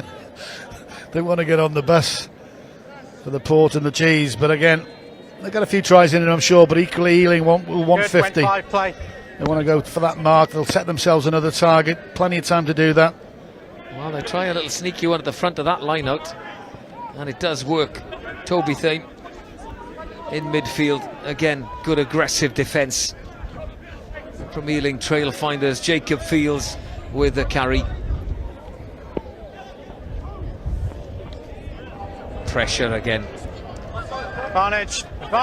And there's a penalty advantage for Trailfinders. Okay, knock on, then play by man offside. Deliberate knock on, was it? Knock on and played in front of the ball. I thought it might open up a little bit more in this second half, though. We've got to be honest, but there's lots of changes, a lot of tired bodies out there as well. Indeed. We can't have everything. Well, we had 4 or 5 tries in the first half, 3 in the second. We want more, though.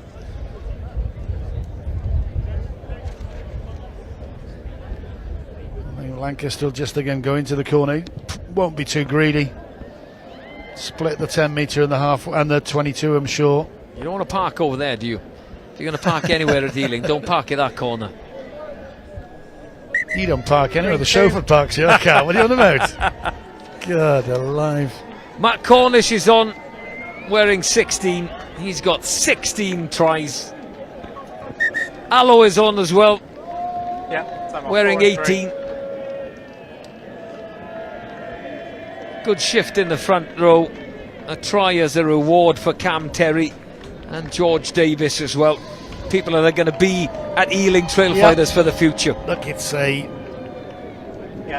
procession in a sense. This is what it, you just turn things up. There's a big wheel that goes around. Some goes off the wheel. Barney Madison's coming off. He has been a fantastic servant. A guy that'll be plying his trade with the ladies and doing a good job. Not quite been as slick of Ealing in this second half. They still want to play. Lancaster, ball in hand. Jordan Burns wearing 21. Is that another deliberate knock-on? Time off. Communication between AR and referee. And is there a high tackle involved there as well? It's in this corner, our unseen corner really. But it's Michael Dykes. That's down. Let's have a look at this one. It's a good attack move right up the blind side. Jamie, just take everyone back for me. Well, it's Sean French. Yeah, it's quite a difficult one. Try that score again. I can't really say from. He was high. Picture. Yeah, he was high. He was upright in the tackle. You could say that, But was there contact with? Where did he contact? Yeah, well, that's why we're up here with microphones. The referee's the balls out of this the referee and the touch judge is on hand within a yard of it. So.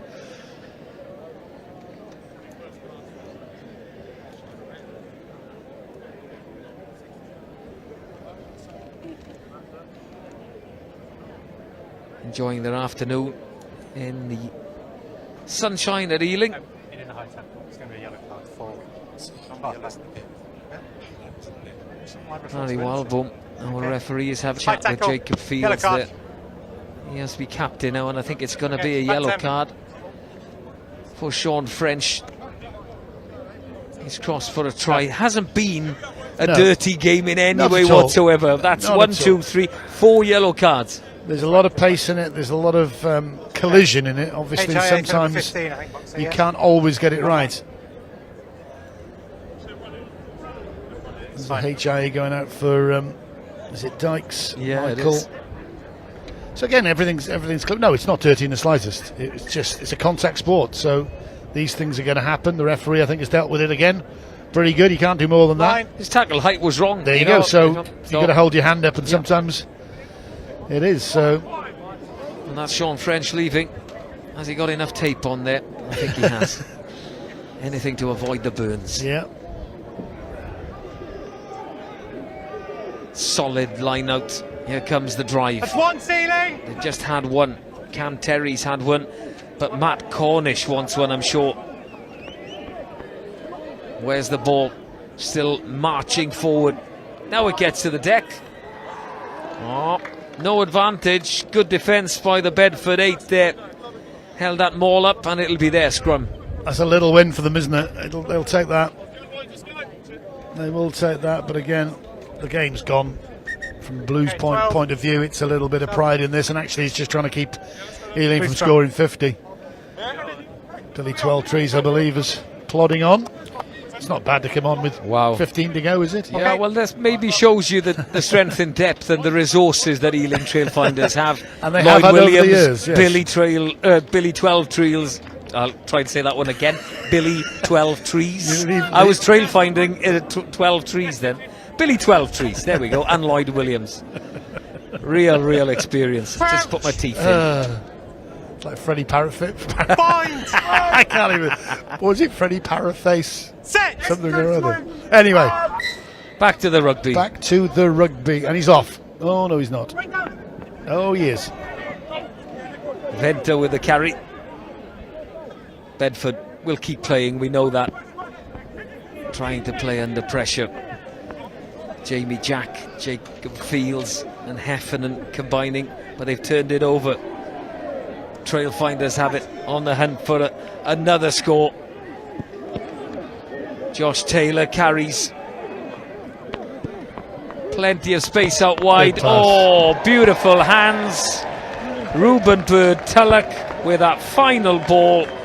And Tom Collins wearing 23 crashes over. 6th try of the season.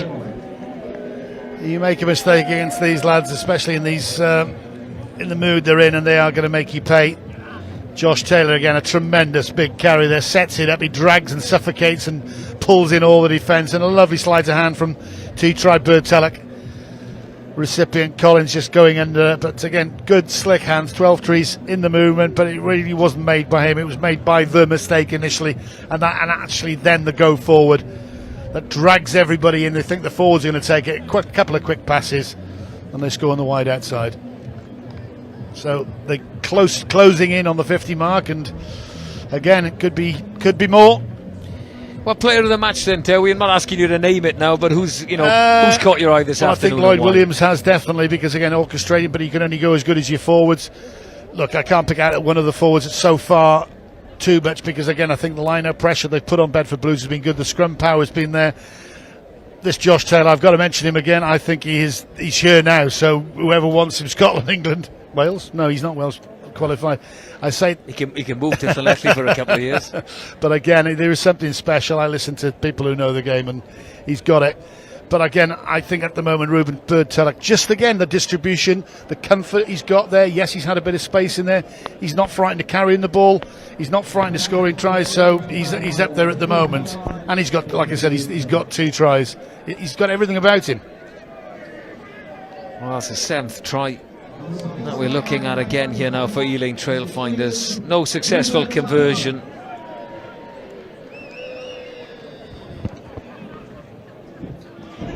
It's 45 points to 12.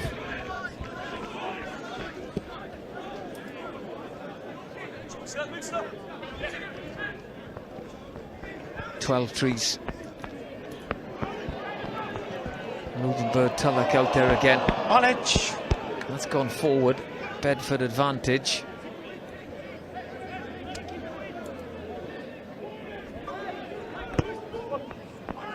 Okay. Penalty just not had any go forward today at Bedford. Well, that's credit as well to the Trailfinders defence. Quick out the blocks. Solid, putting pressure on everything Bedford have tried to do. King out in midfield. Little nudge through. He's got the gas to get on the end of this one. Ball beats the man every time. It was a free play, but again, he didn't really need to put the toe on the ball, because they just keep it in hand. That's the only way Bedford are going to score. Just trying to turn defences. Well, you just need to keep that ball up with you. But again, there was playing advantage. This will be popped in. Have the Bedford Blues forwards got enough?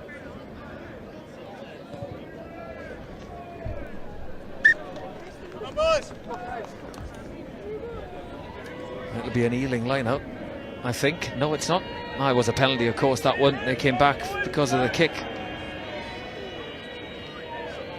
The Bedford looking for a 3rd score. They want to finish the campaign with a bit of momentum as well, and go into that long journey with a port and cheese. I'm thinking I might leave the car and go. No, I'm not going to do that. But no, you want to look. You want to play the game. You played the best today. They've not been the better side. That's evident with the scoreline and with certain things. But actually now, come on, you're down there. Grit your teeth. Get over that blooming line. Yeah, they haven't taken their chances today. They put pressure on Ealing Trailfinders in the first half. Simply couldn't capitalise. Just getting a bit isolated. The ball carries one right there. You see one big ball carry. It goes in. Gets hit back by 2 Ealing guys, and all of a sudden then he tries the basketball pass. Doesn't happen. Ball up. Oh, here we go. Here's a chance for Ealing Trailfinders. Pace, coverage. Tom Collins there wearing 23. Cuts back inside. Brought to the deck. They want to recycle this one. Under pressure is Jordan Burns. No problem there, but it now is a penalty. A few bodies on the deck as well. Lennon not letting the ball go, I think. Burns got snagged a little bit, but again, it's a good movement up the right hand side. Quick one. Oh, they've taken it quickly again. 12 trees with a crossfield. No quick. Bedford ball, no quick. Can't go quick because it's touched someone in It's the been crowd. touched, so it's not. Sorry, They Louis, can't that's take all. it quickly. I thought for a moment, well, he's found the far touchline. It still will be Ealing ball, but it is Bedford. And I think Frankie's slightest. I didn't touch it. I think. Anyway, it's nice to see. Yeah, Benny decided to play. So. 12 Trees wanted to get in on the act Yeah. of the crossfield Yeah, of kicking, course, but yeah. didn't quite work. Well, that's, everyone, World Rugby want to get the game moving quicker. mate. They're going to change some of the laws to ensure that happens next season. You have to get on board with that. Absolutely, but I think talk to people, get it played at a sort of lower level. I know they do and whatever. Please don't, start sending in things. I know these big think tanks are there, but actually do it with the advantage of just getting the ball quicker. Yeah, just for a sec. Yeah, they try things sometimes Okay, in Super Rugby. Yeah, it's like the when I watch just- Super Rugby, alright, sometimes they have their own It's laws. very simple. The DuPont law, right? Okay, whatever. The kicking law back in the day used to be you can't be offside if you got to be behind the kick until the kicker makes you onside. Fine.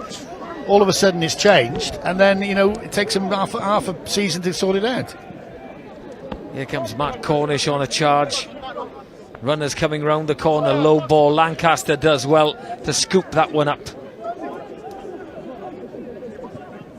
On edge. Pass behind 12 Trees, has to retreat. That's another advantage. It's like Sevens Rugby now. Oh, and a hat-trick. Under the sticks goes that man, Reuben Bird-Tulloch. Standout afternoon for the Ealing Trailfinders centre. A hat-trick to finish a long season. I think when you asked about who's in the pitch for player of the match, I think the announcer did mention him, but he is. I can do it now because he was going to be, and he definitely is now. Watch this, Billy 12 Trees, little out the side, at the back. That's good feet. That is good feet because they're good, and what acceleration! That's jet-propelled acceleration. So he takes the ball in, he likes to crash it up, he loves the good old tackle, smash tackle, and he can score 3 tries. Not bad. So, the lad who's plied his trade at Northampton St Sarries, Reuben Bird-Tulloch, is my player of the match. Can't argue with that one, not at all. Hat-trick of tries, but he's done more than that as well. Some will say he's not big enough, but, well, the game changes. The game is changing and evolving as the conversion goes over. Ealing Trailfinders are past the 50. If you want a big one, you can always put a big one next to him. That's what Philip Seller wasn't the biggest, but I tell you, always the most effective centre I've ever had the pleasure of playing with and against. There's nothing wrong with him. There's absolutely nothing wrong. So don't put him on a weights program. He's a young lad. He can do stuff. This game, well and truly done and dusted, as is the championship. Before we got to Trailfinders today, Ealing were already crowned champions, but now they can celebrate this afternoon with 6 minutes left on the clock. There's going to be a party, an even bigger party at Ealing this evening. Doesn't really matter, they get slow ball there, and it will be a Bedford scrum. The season disjointed, some people have said in the championship, too many breaks, no continuity. They'd like the rounds there. People have said also they'd like more games in there. More teams are coming into it. Someone like Bedford, who is semi-pro, have to have it because they got 3,500 people walking Goldington Roads every Saturday, or every other Saturday should be. That's what pays for these lads to be on the pitch. So Ealing slightly different because they're professional, but they've got all this. But these pitches and surrounding areas are used all the time. Horses for courses. But yes, you've got to have accessible games for people to come and watch to run the club, as in any amateur club. We need a good pattern, a good picture, and that has to come from the RFU and all these fixture people and whatever. Get round the table and please sort it out. Solid enough Bedford scrum. They elect to kick, but back there is Jordan Burns. Experience. And we're going to have a try. I think it's Frankie Slighto dotting that one down. Turnover ball. I said there was going to be a party. It's just going to get bigger and bigger now. On debut, I wanted to say his dad will be happy, his brother will be happy, his mum will be happy. Well, good on him. It's an easy game when you've got that much dominance up front, and it's, It runs in the family. Yeah, do you like that one? Runs in the family. All wingers, all very, very quicker than I could even dream of being. But great finish, great day for him. Like you said, there is a party here tonight, and well done. They deserve it. 75 minutes on the clock. Well, what's happening here at Trailfinders? Ealing have scored 9 tries to 2. It is 57 points to 12 against the Bedford Blues. What's happening down the road? In the Spurs not, Stadium. Not at Wembley. Not at Wembley. What's no idea what's game? happening in the soccer. But Toulouse are ahead by 15 points to 12 against Leinster. How long gone? I don't know. Is that? I don't know what time they kicked off. They kicked off a quarter of an hour before us, but okay. You know, the top pro game takes a lot longer with stoppages and decisions. Stick with us until the end of this one. Watch Ealing lift the championship trophy, and then you can switch over. Yeah. Great conversion by Lancaster. We've got to talk about him as well. He's had a great afternoon. Again, he's had a little bit of an armchair, but it doesn't matter. You're going to be criticised whether you do or whether you don't. He's definitely got it. I haven't seen much of him. I've seen him a couple of games. I believe he's going to meet up with his dad at Racing. He got a certain thing in the way of Owen Farrell, but I don't know whether that's true, the first point, but it was just something that I heard from one of my contacts. If it is, I wish him all the best. He's a very comfortable player. He's quick. So he'll add danger to any attacking line. He's obviously got a very good kick on him, whether he's passing to kicking the passway or just kicking for goal. His distribution is good. I would say he's got the all-round game. So good on him. Bedford have pinched this one, but that's gone forward from the hands of Jordan Venter. That pretty much sums up Bedford this afternoon. It is. They struggled, but the pressure has been applied by the Trailfinders, and they've not been able to actually hold on to those passes, to give them a chance to get into the game, to score more tries, to get the scoreboard back on their side. So, yeah, look, Mikey Ray has been around the block, like I said, his 19th year in charge of these lads. He've seen it all before. They just weren't simply up for it, or whether they were, Ealing were up for it more. So, look, there's nought on it, apart from a little bit of pride. And we'll see how many of the Blues boys are there next year, because, again, we don't know what the season's going to be like. We don't know the structure. Mikey Ray is pulling his hair out, so he can't really tie people down. People are asking him questions, each he can't answer. But we won't go there again. Yes! Early push. Head into this scrum, and yeah, free kick there.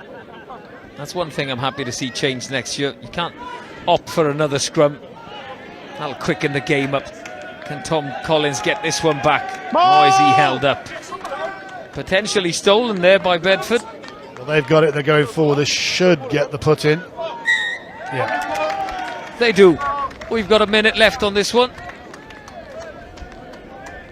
Fine boxing. I think it's fair to say Bedford Blues will be happy to hear the final whistle. And so will Ealing Trailfinders, because they know now they can celebrate. They finished in the way they wanted to, not thinking about the loss up in Doncaster. They're going to be crowned champions with a win at home. Look, it's a good league. Yes, some sides are obviously stronger than others, but you've still got to get your head in gear all the time when you're playing it. I hope we see it, in some symbiotic relationship with the Premiership over the years to come, because it is a hotbed of talent coming through. A lot of these lads have played, Billy 12, obviously for Gloucester and whatever, and Saints.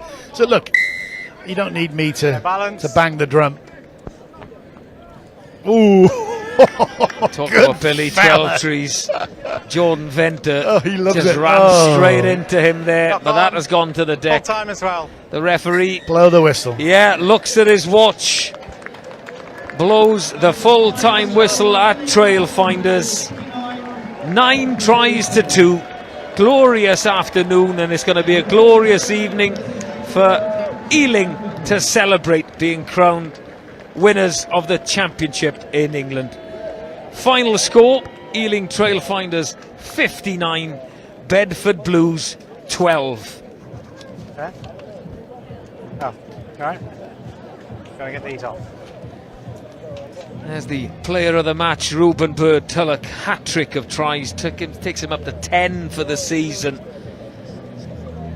Job well and truly done, and the sun is shining on Ealing Trailfinders.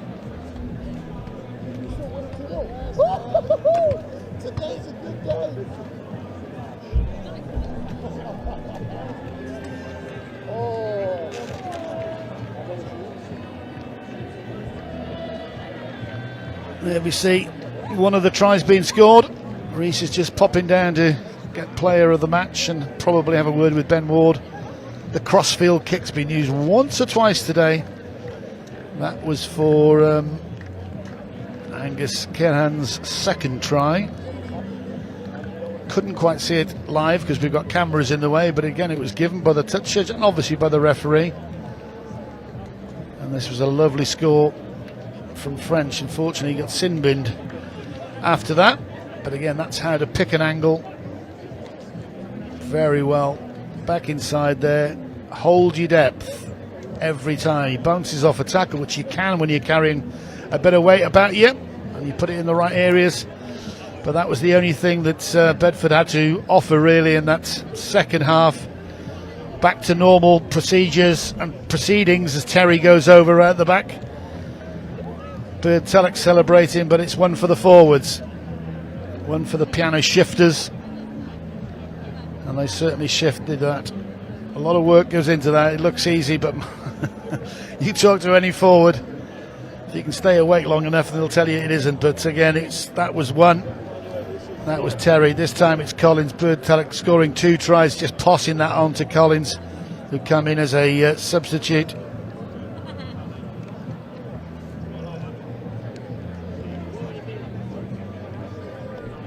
There you go.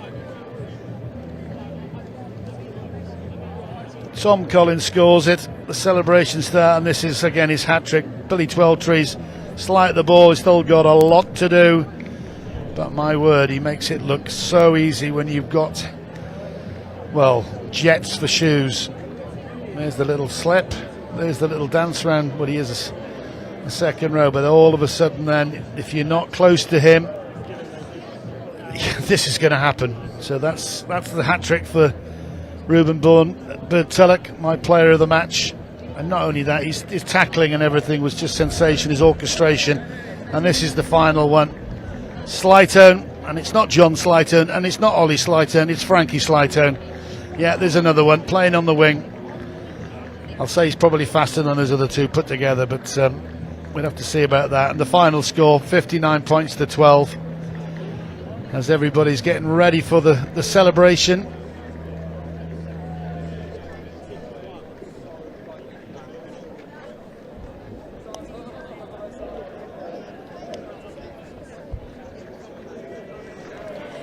Ben, job well and truly done. Congratulations, you were champions of the championship before today, but you can really enjoy it now. Great performance from a team that you're going to have a lot of them coming back next year. Yeah, I think you saw the future today. Some really, really good performances. JT at 6. I thought Cam Terry, Elliot Chilvers, Frankie Slightholme. Yeah, a real, a taste of the future perhaps, but we're really pleased with that performance. Player of the match was Ruben, wearing 13, a hat-trick for him, but you scored a lot of tries, 9 of them, but for me, defensively, you shut Bedford down. You'd go maybe a long way to saying that they're best attack in the championship, but they're certainly right up there.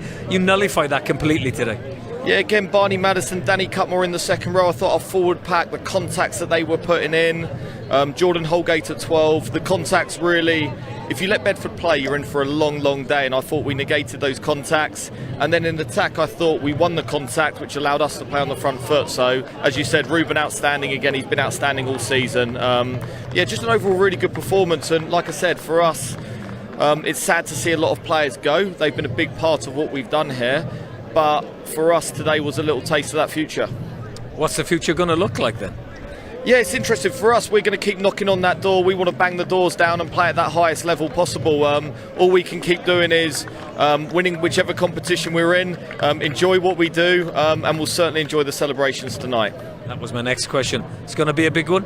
Yes, it is. Yes, it's going to be a big one. So if you can't enjoy it tonight, when can you enjoy it? So look, it's been, I'd just like to say as well, it's the league that we play in is a fantastic league as well. It's incredibly competitive. Anybody can beat anybody, and I think we put on a real spectacle as a league, and I think we probably deserve more recognition than what we get. You're all in it together. Look forward to next season. Thank you very much. Cheers.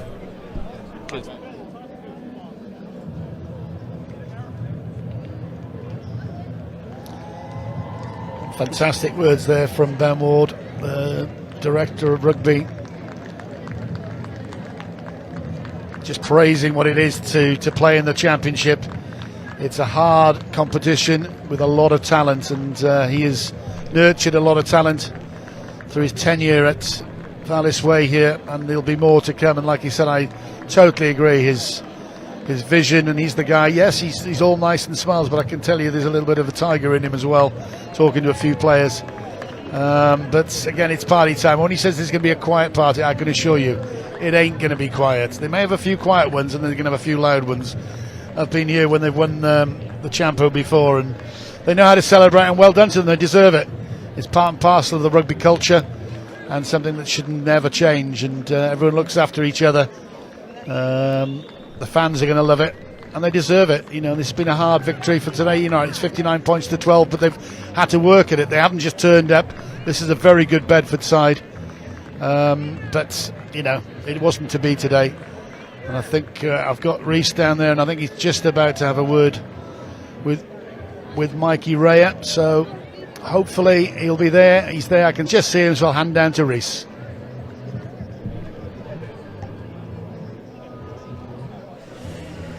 Mike, not the way you wanted to finish, but you finished 4th in the championship. We talked about where you wanted to be. You're there, but obviously you're not very happy, coach, at this very moment in time. No, look, we had a bit of opportunity early on in the game, and always the case when you're at Ealing, you know, our lineup didn't function when it needed to, and our basic errors were poor today, and we didn't take opportunity once we were in that kill zone. So, you know, all of a sudden, you know, 26-5, we're chasing the game, and you can't do it against these lot. You know, good side, good powerful side, and you know, we just battling all day long, really.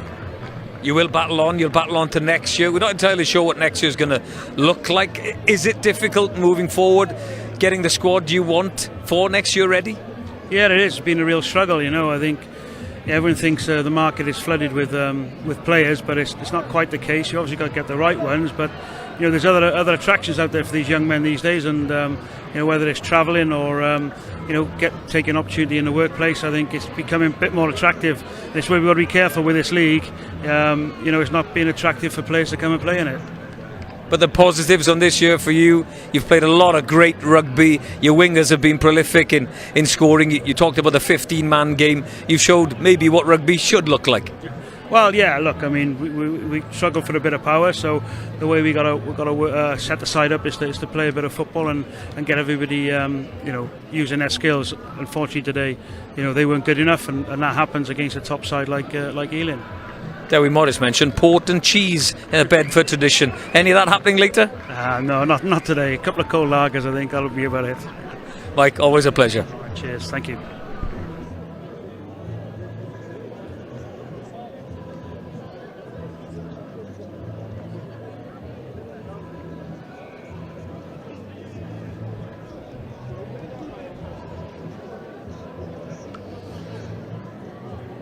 Very good words from Mikey Raya. Was ever very honest. The better team won today. They weren't really at the races for whatever reason. Okay, probably finishing 4th. There wasn't that real desire. If it had been a playoff, it had been a final, it may have been different. But again, they're outplayed. But he's the first one to accept that. And he's got a lot of talent. But again, a frustrating year to come. As he said, hasn't signed too many. There's not many out there. So we'll have to see what happens to Bedford Blues come the beginning of next season. But as ever, Golding Tyrone will be a fortress. He'll be in charge, so it won't be an easy place to go and play. Anyway, my partner in crime's back up. You make that just about, didn't you? You're right. Well, I've never been to a ground where you've got a spiral staircase. This is how posh Ealing are. This is England for you, sweetie. Darling, this ain't the Dragons now, or whatever. Anyway, over to you, pal. Well, it is celebration time now for Ealing. They're going to be presenting the Leavers as well, the Hall of Famers. They're going to get everyone up here. It's going to be a real party at Trailfinders.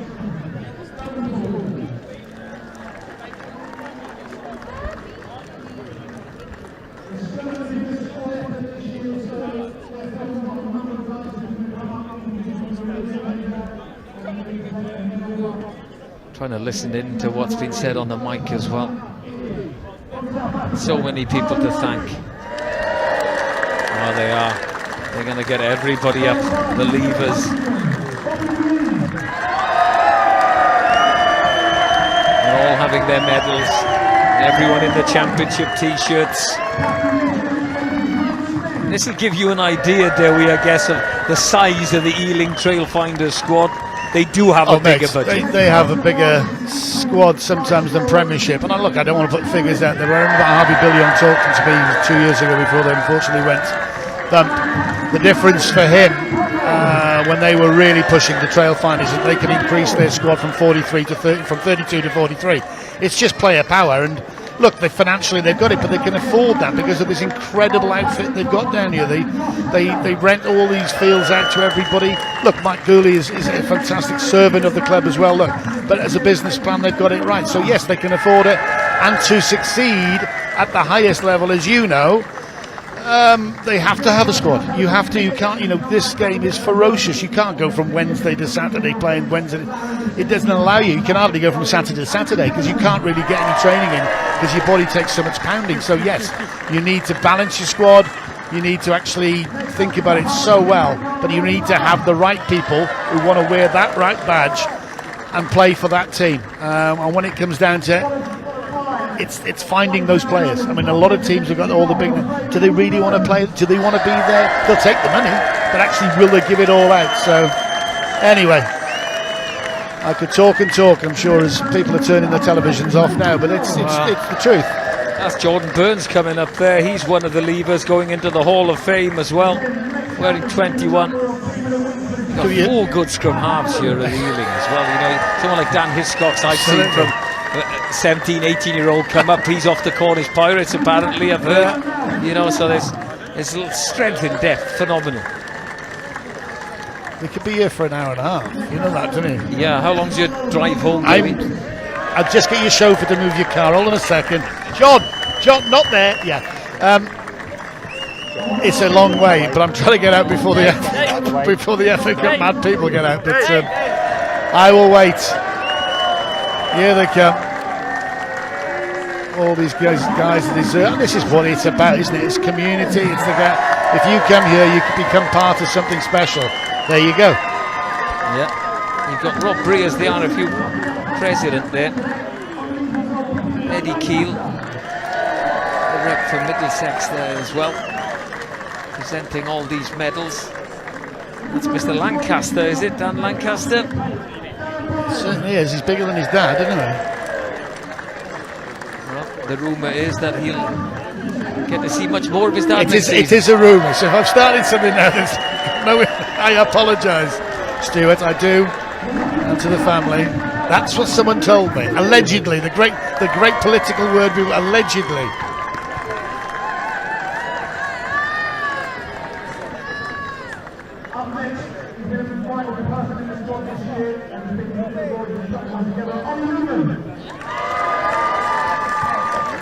No room in the bar, actually, would there?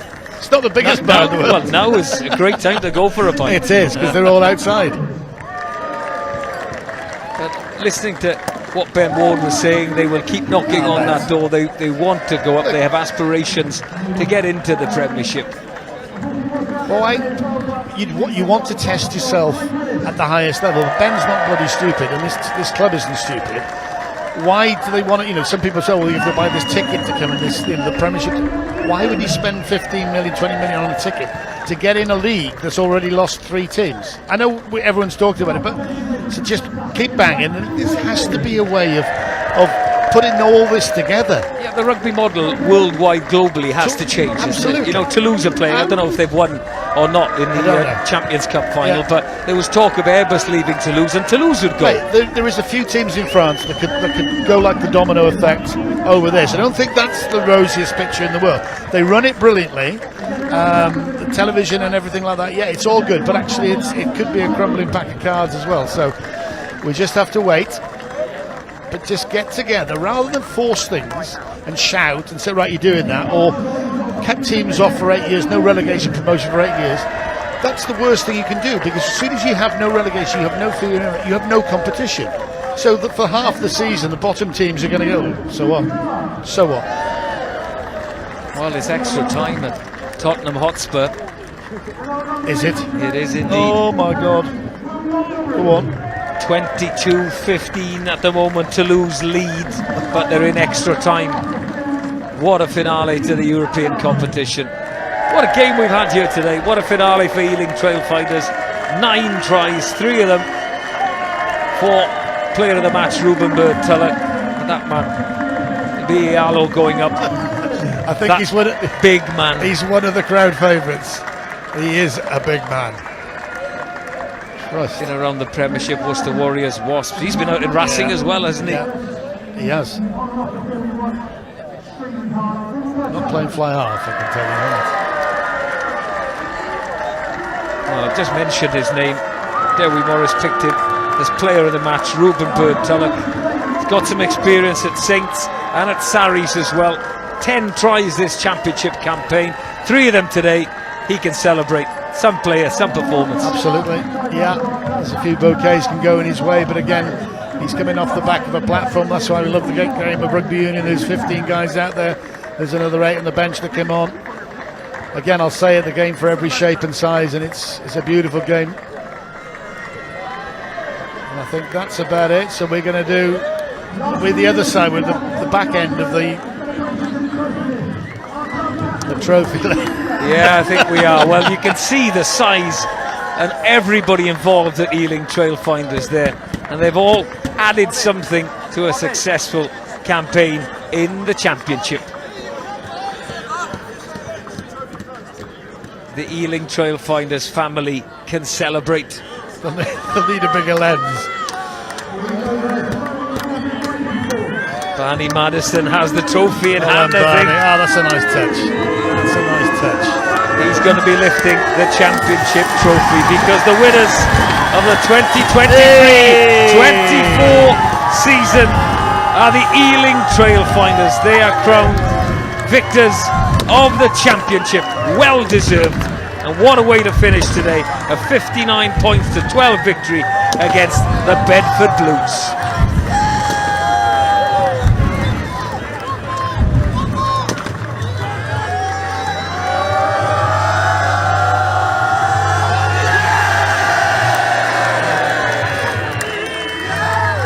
It's going to be a great evening at Ealing this evening. Winning the championship for the 2nd time in their history. Hopefully not everybody's going to lift that trophy, or we'll hear 50 cheers. 50 plus cheers. But superb. Last word from Dewi Morris. Dewi, well deserved. Yeah, absolutely. Look, they're doing something special, but they have done something special here for many, many years. I just love this company. I love the championship because it's for me, it's honest. It's where people ground themselves, it's where people find out about themselves. And on that note, I'll just leave it. It's a hotbed of rugby. Please develop this in the RFU with the Premiership, and please bang heads together and get something done and put the picture out there so at least we know what's going to happen. Well, I think it's going to be a great night in Ealing tonight. Me and Dewi are going to say goodbye, and we're going to enjoy the celebrations. We might even sneak a pint in.